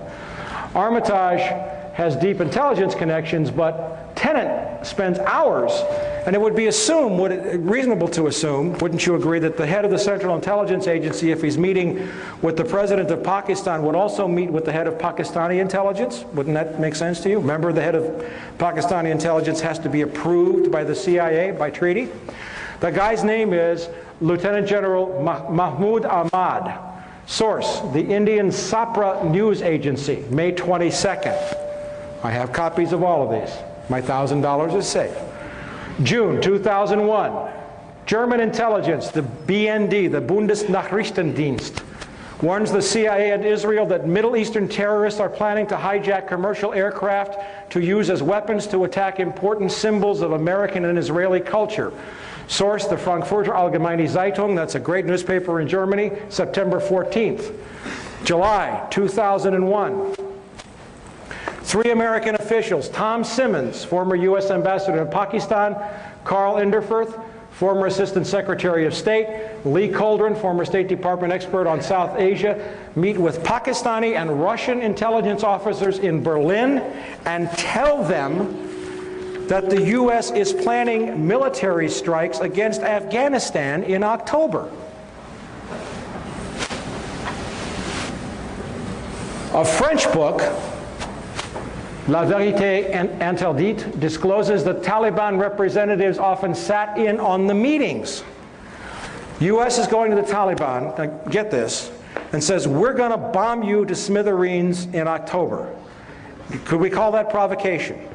Historically, there is a model. Franklin Roosevelt shut off the Japanese from oil supplies in the late 30s and early 40s to provoke them into attacking Pearl Harbor. Sources, The Guardian, September 22nd, the BBC, September 18th, and the Interpress News Service in Pakistan, November 16th. Summer 2001, according to a September 26th story in Britain's The Guardian, correspondent David Lee reported that U.S. Department of Defense official Jeffrey Starr visited Tajikistan in January.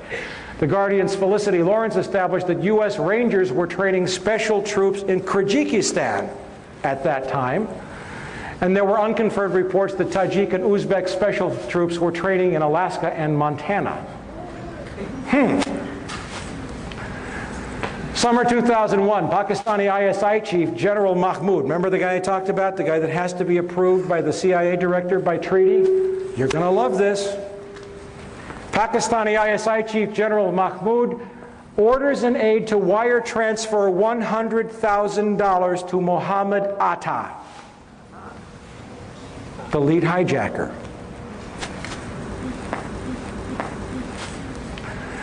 who was, according to the FBI, the lead terrorist in the suicide hijackings. Mahmoud recently resigned after the transfer was disclosed in India and confirmed by the FBI.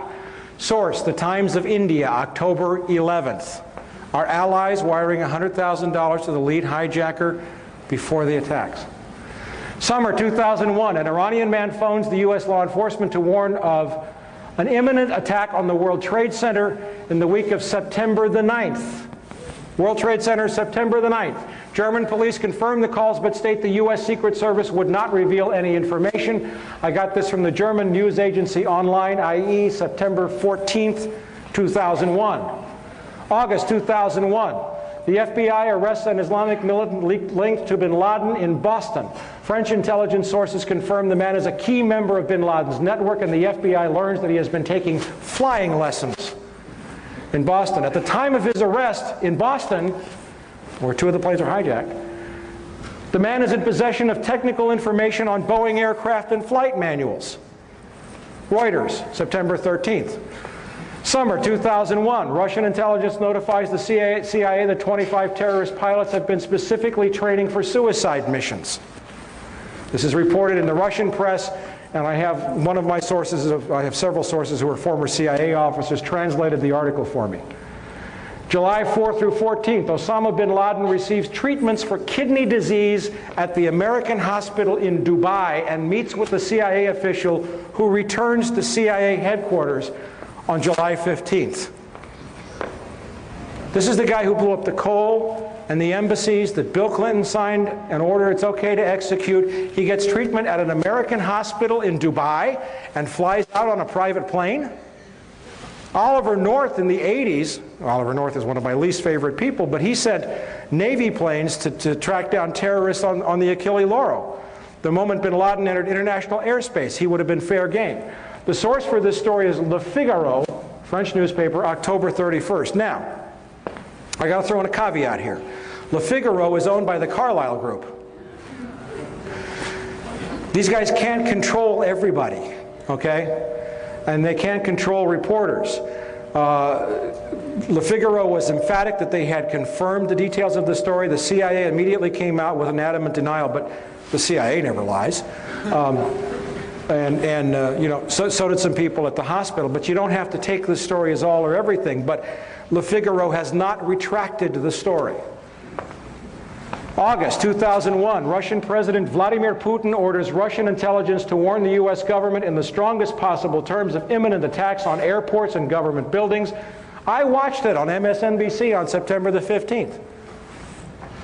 August, September 2001, the Dow Jones Industrial Average drops nearly 900 points in the 3 weeks prior to the attack. A major stock market crash is imminent. September 3 through 10. MSNBC reports on September 16th that a caller to the Cayman Islands to a Cayman Islands radio talk show gave several warnings of an imminent attack on the U.S. by bin Laden in the week prior to 9/11. These are just some of the advance warning bits that we have. Now, September 1 through 10. Some 25,000 British troops, the largest British naval armada since the Falkland Island War. It's not Essential Harvest, it's called Swift Sword. An operation in the planning for 4 years, are set to deploy to Oman in the week before the September 11th attacks. It takes years to plan this kind of a deployment.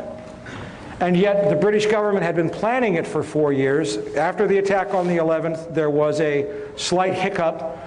They waited, but the deployment went ahead as scheduled, supposedly to support the U.S. But you have to understand, I don't know how many veterans we have in this room, but you have to understand that it takes months and months and months to deploy these kinds of personnel, yet they're already set to go to Oman. At the same time, 2 U.S. aircraft carrier battle groups happen to be rendezvousing off the Pakistani coast. This is not a normal deployment. The Pakistani coast is not the Persian Gulf, it's the Arabian Sea.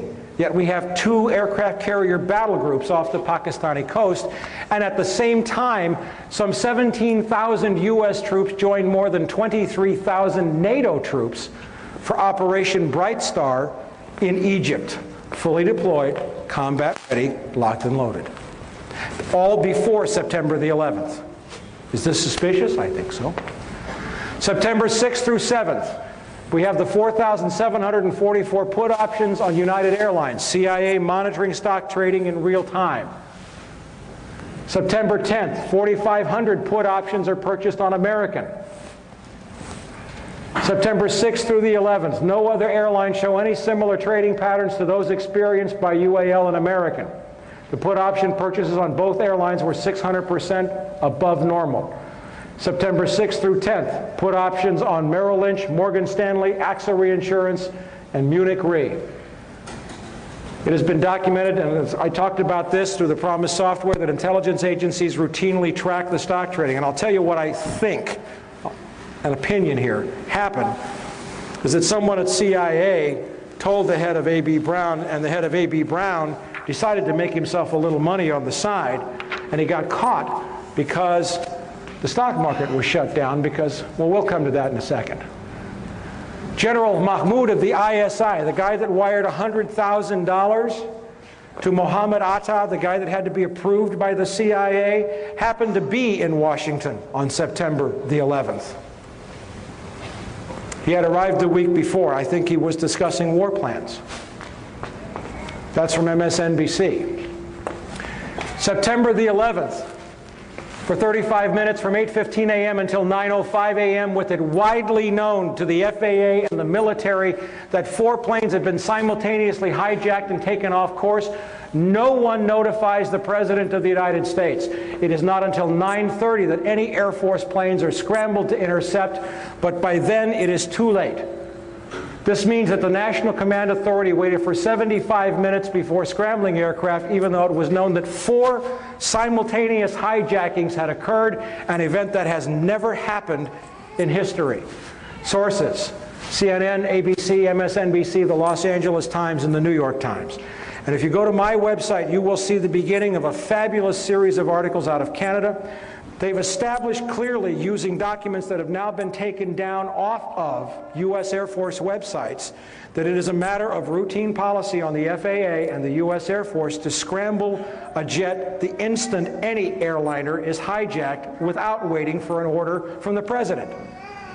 What does that mean, to scramble? I don't know, sorry. You put them up in the air and make them go intercept the jet, not shoot it down, but you put a fighter aircraft in the airspace with the hijacked airliner. It's FAA routine procedure. It doesn't require an order from the President of the United States. Remember Payne Stewart? Remember his airplane? Remember it went off course? It was off course for no more than 10 minutes, and fighter jets had been scrambled to fly along beside it. Now, if we have 4 simultaneous hijackings, why were no planes scrambled to intercept those planes for 75 minutes? The Andrews Air Force Base website has taken down information saying that it maintained a ready response scramble force to protect the skies over Washington, D.C. A presidential order is not necessary to intercept an aircraft. It is necessary to shoot down an aircraft. And yet the government has committed a lot of lies. Dick Cheney has lied about U.S. Air Force response. I used to work outside Andrews Air Force Base. I saw F-16s, F-18s, F-15s taken off all the time. So they took down that site? They have changed the site. It has been archived and saved. If you go to my website, go to the articles, you can get links to the way it used to read. Okay? All right. September 13th. China is admitted to the World Trade Organization after 15 years of unsuccessful attempts.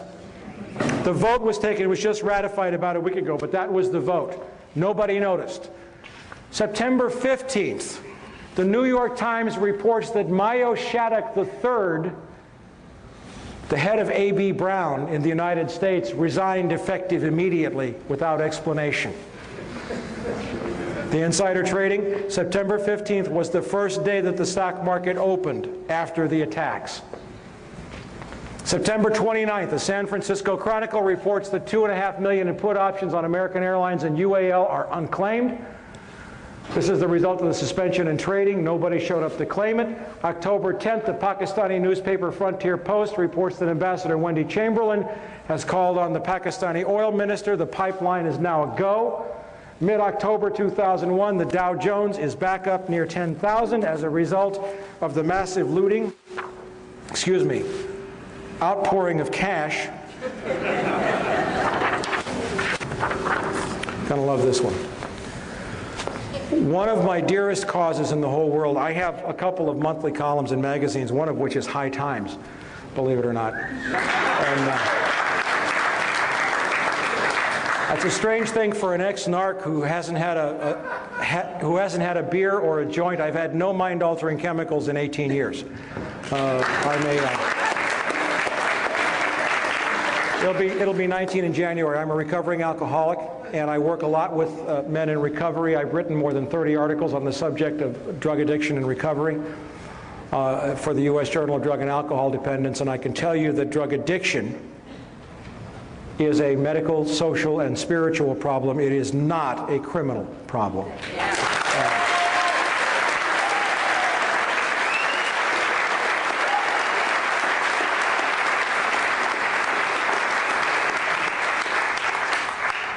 And one of the most frightening things that I saw in the wake, and we're going to wind this up here, and I'm going to hit you with everything that I got.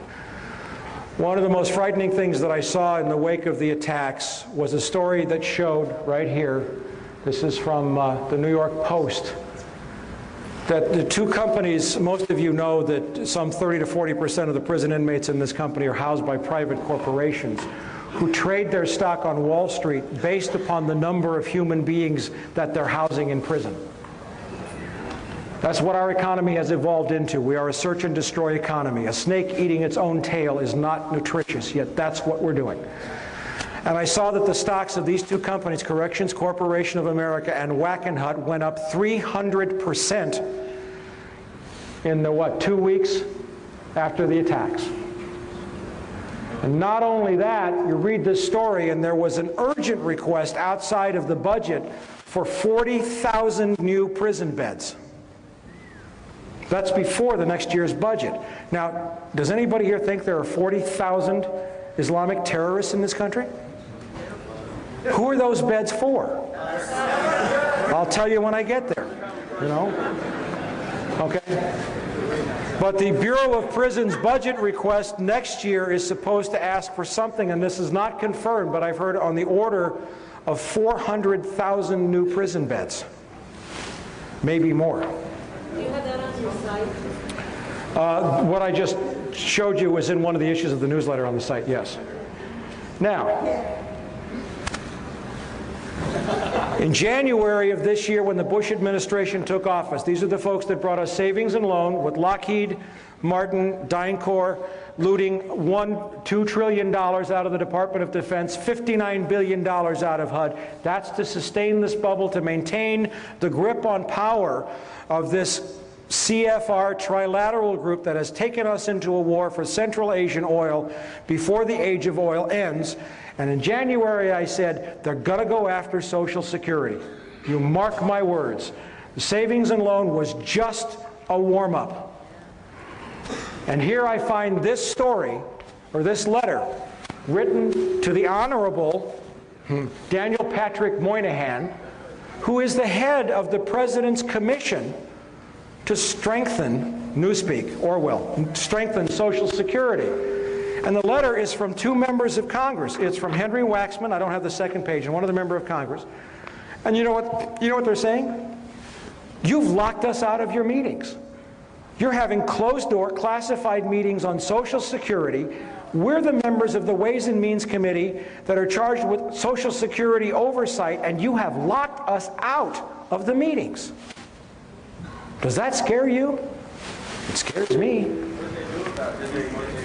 They've just been writing letters so far. Hey, listen, I'm going to come to this, but, you know, there's a few bright lights on the hill. They aren't fully bright yet, but there are some people speaking out.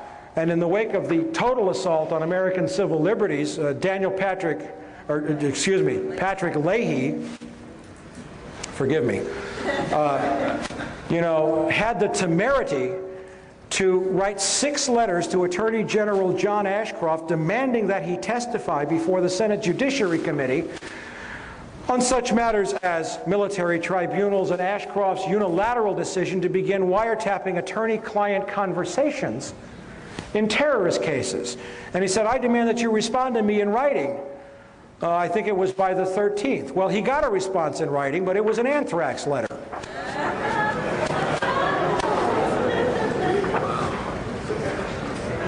You notice they're only going to Democrats?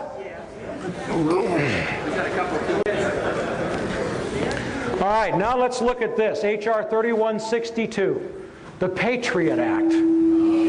Hey, let's hear it for the Patriot Act.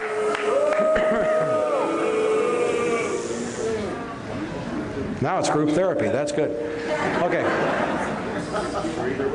In the most recent issue of From the Wilderness, we covered some of the highlights or the lowlights of this bill. And I want you to listen to me very closely. This is your Constitution.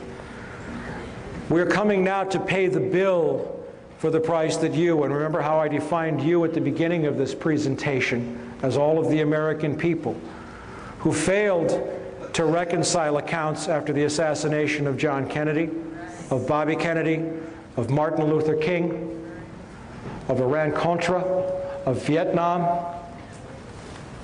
of Panama, of savings and loan, of the genocide of 2 million people in Rwanda, of the rendering to radioactive waste of large portions of Iraq with depleted uranium that's contaminated with plutonium, the displacement of 1 million people in Colombia within the last year. The bills are coming due, and now it's your turn to pay. The Patriot Act that was passed just recently includes several provisions. First of all, the FBI can enter your home in a criminal investigation. I think it's criminal. They might have said terrorist. It doesn't make any difference how you define it. When you're not there, without a search warrant, they may seize whatever they want to seize and use it to convict you in a court of law for a crime when you didn't even know they came. Now, how many people know that the Fourth Amendment to the United States Constitution is supposed to protect us against unreasonable searches and seizures?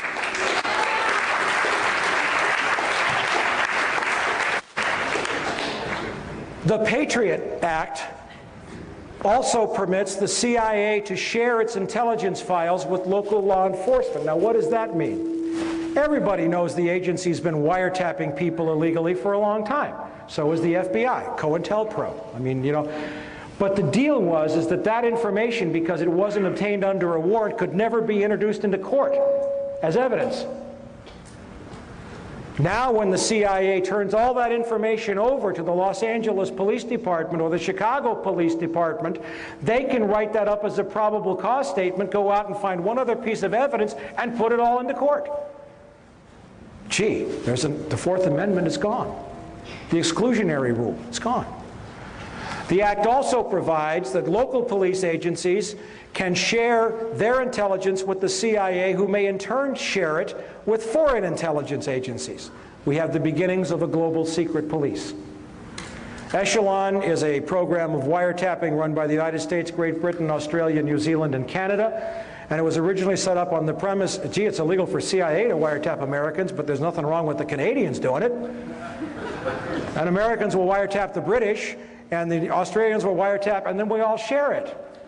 That's Echelon. And now all that information now under the Patriot Act can now be used in terrorist criminal prosecutions. And it's going to get worse for you in just a minute here, if it isn't bad enough already. Okay. In addition, the Patriot Act allows cops to search for judges. You don't have to go to a judge in your jurisdiction. You can go to Joe Friendly Judge, thereby cutting out any judge that might refuse a warrant because it's not illegal. Or because it's illegal, excuse me. Now we have John Ashcroft saying he's going to wiretap attorney-client conversations in terrorist cases. Terrorist cases I'm only going to do it, I swear, involving cases of terrorists with foreigners. Now, the Fifth Amendment to the United States Constitution says that we have an absolute right against self-incrimination, and protected communications are those between an attorney and his client, a husband and his wife, a priest or a spiritual leader and his confessor. Gone. We have President George Walker Bush announcing by fiat, and it evoked a stirring series of editorials by conservative columnist William Safire, that he will now have military tribunals to try terrorists, could be held here in the United States. And in those military tribunals, they don't have to reveal evidence if it's in the interest of national security. They don't have to disclose the voting. They don't have to publicize the trial. And the person convicted can be executed even if 1/3 of the officers disagree. The Sixth Amendment to the United States Constitution provides the right to a fair and speedy trial, the right to confront one's accusers and to examine the evidence against him. Also, under the Patriot Act, it is legal for the FBI to come into any business on a terrorist investigation and seize all of the business records. And what's more, there's a clause in there that says that if it's your business, you can't tell anybody that the FBI was there, or they can lock you up. There goes the First Amendment, the freedom of speech, part of the First Amendment. Now, people who read this, who want to defend the Bush administration, will say, good grief, they wrote a sunset clause into this.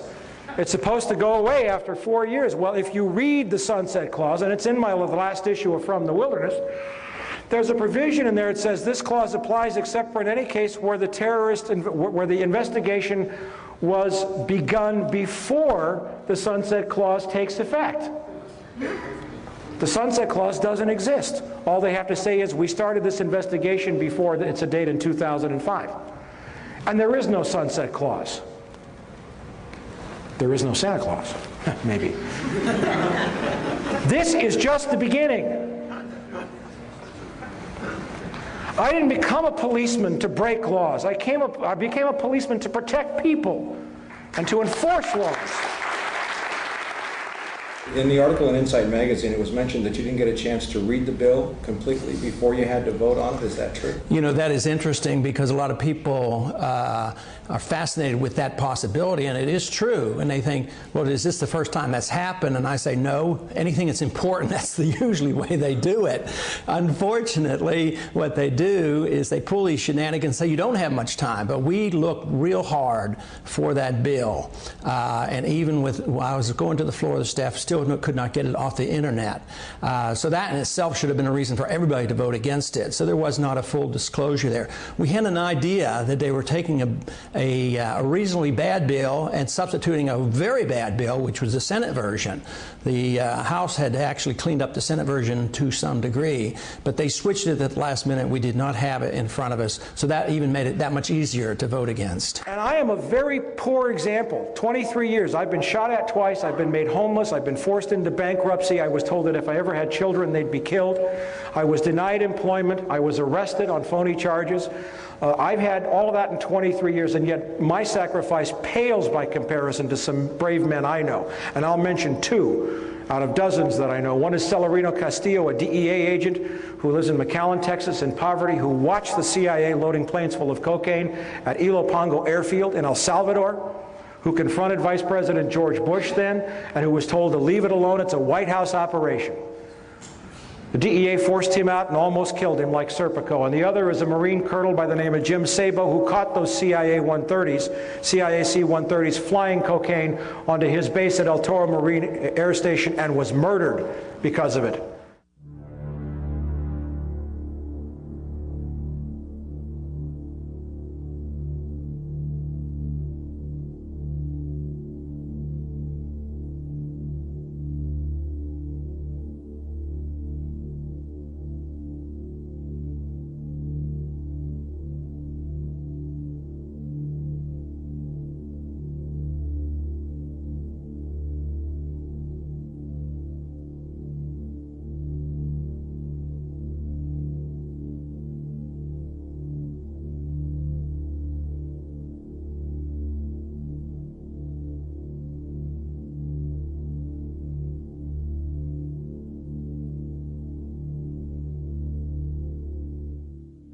People like us, and I'm just one of many, have been trying to tell people like you that unless you face this now and pay the price, this is what the end result is going to be, and it's only going to get worse. Catherine Austin Fitts has a great saying, if we can face it, God can fix it. But it can't happen until we face it. Now let me show you what's on the drawing boards. This is being debated right now. Model State Emergency Health Powers Act as of October 23rd. This goes in conjunction with the 300 million doses of smallpox vaccine that are being ordered. This is an act that will give state and local governments the right to seal off neighborhoods, herd people into stadiums, close down all transportation, water, and communications, seal off everything, suspend the Constitution, seize property, and suspend the writ of habeas corpus. All justified under a supposed threat of massive biological warfare. This is being debated right now. The criminality of this regime is out of the closet. I noticed it was out of the closet in May when Citibank bought Banamex. They don't care anymore. They're arrogant. But I got news for you.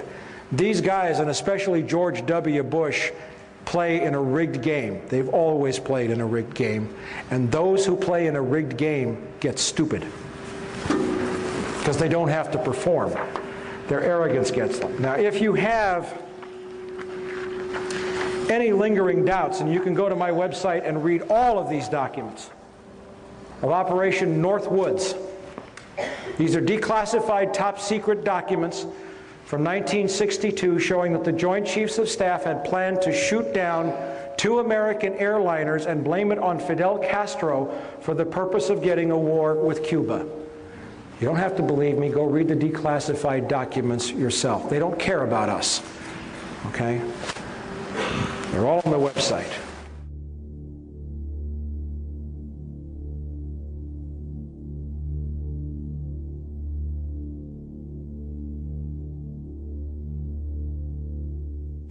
The victorious warlord set to open opium floodgates.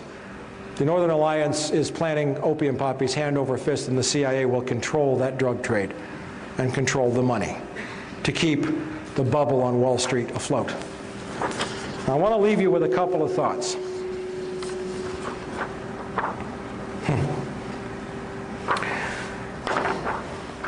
I may have scared you, and I love it when people come up to me and say, Mike, what am I supposed to do?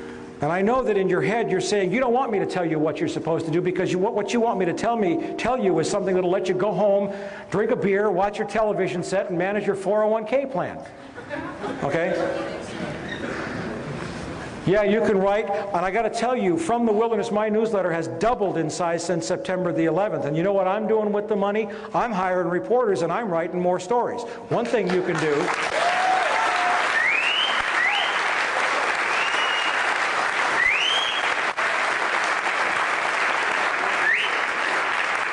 One thing you can do is vote with your money. Stop giving money to people who lie to you. Okay? Now, I'll give you a little word of inspiration. I'll give you, this is a comment on the Patriot Act. It says, our forefathers would think it's time for a revolution. This is why they revolted in the first place. They revolted against much milder oppression. And who said it? A Republican Congressman, Ron Paul of Texas.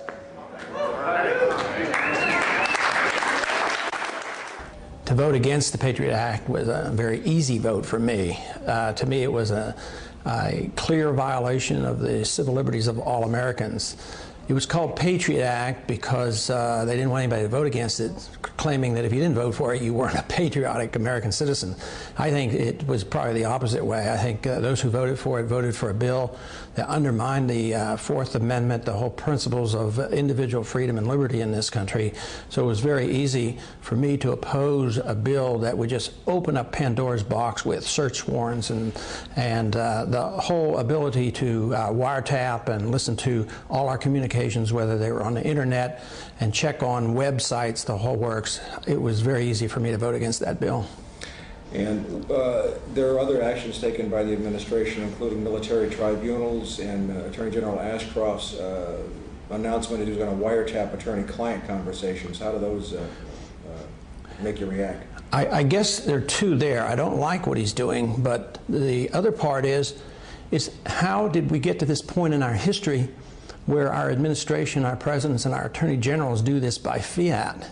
Just come up and declare, well, there's going to be new military tribunals set up, or we're going to wiretap communications between the accused and their lawyers, and they didn't even confer with the Congress.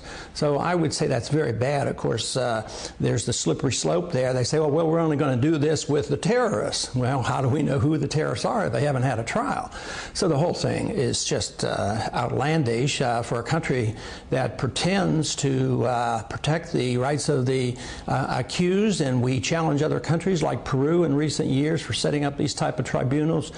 So I think that moving in this direction is a serious challenge to the whole principles of the 10 Amendments and the Constitution. For all the FBI agents in the audience, a revolution can be anything, but I will tell you this, that a revolution, according to Thomas Jefferson, James Madison, Monroe, and all of the founding fathers, is my divine right.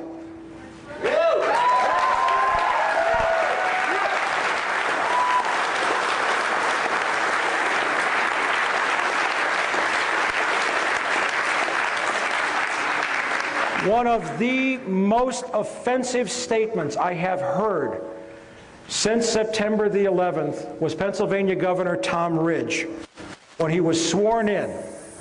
And he said, civil liberties are one of the most precious gifts that we give our citizens. I got news for you, Governor Ridge. These are inalienable rights. You don't give nothing to me, we give them to you.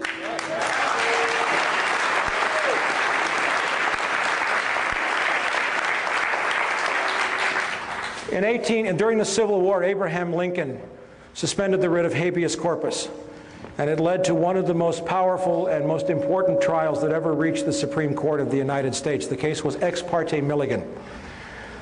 And this is what they had to say. They said, the Constitution of the United States is a law for rulers and people equally in war and in peace, and covers with the shield of its protection all classes of men at all times and under all circumstances.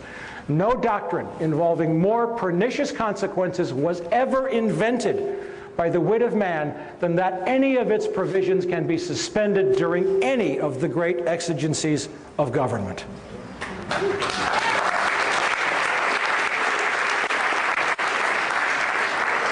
That was when we had a Supreme Court. Now, I want you to bear in mind, you may think that the system of government is still mildly working here. That, well, we had a law and you know what, so Congress is working, but you know, Congress is totally subdued. They're rolled over, they're not fighting, so you think it's the court. But bear in mind that the current Supreme Court is the one that illegally gave George W. Bush the election victory. And when I say illegally, I mean it was a butchery in the major media, because the Florida law said the clear intent of the voter. And what happened was the Supreme Court stopped the counting when there were thousands of ballots left uncounted that would have shown the clear intent of the voter, and said, we're going to make a one-case exception here, and we're going to say that we stopped the count, and we're going to just recount the votes that we have and ignore the votes where we could still determine the clear intent of the voter. That was an illegal decision. So where do you go after that? The first most important thing that the American people should remember is how George Bush came to the White House. 1, through fraud, and 2, through buying the election. The most money ever spent in the history of the United States for this office. That's a crime, and that's a shame. All right, we are living, get this, in an empire. Bill Sapphire said this about George W. Bush. He said, on what legal meat does this our Caesar feed? Bill Sapphire said that. Okay? And it is an empire. Now, I want to go all the way back, and I want to take you back before I shut up here and leave you with one of my favorite quotes of all time. The foundation of all mental illness is the avoidance of legitimate suffering. And the country is mentally ill. It'll wake up sooner or later. I don't know when. I'm not God. I don't know where this is going. I know that my job is to teach. My job is to give you information. And my job is to clarify for you what's at stake here. Let's look at the fact that, and this is the most important point, it appears to me that the American people might have a criminal syndicate running their government. This will be especially important if we are to consider changing the structure of the intelligence community, and that is the challenge of... What's at stake here is your liberty. This is a criminal administration. It will not stop. It cannot turn back. President Bush broke the Presidential Records Act of 1978 by refusing to release the Ronald Reagan papers. Arbitrarily broke the law. John Ashcroft broke the law by ordering wiretaps of attorney-client conversations in terrorist cases. The Supreme Court doesn't exist. They're grabbing for the power right now, and you better rest assured, as sure as I'm standing here tonight, that the war that's supposed to be taking place against terrorism is also a war against you. Thank you very much.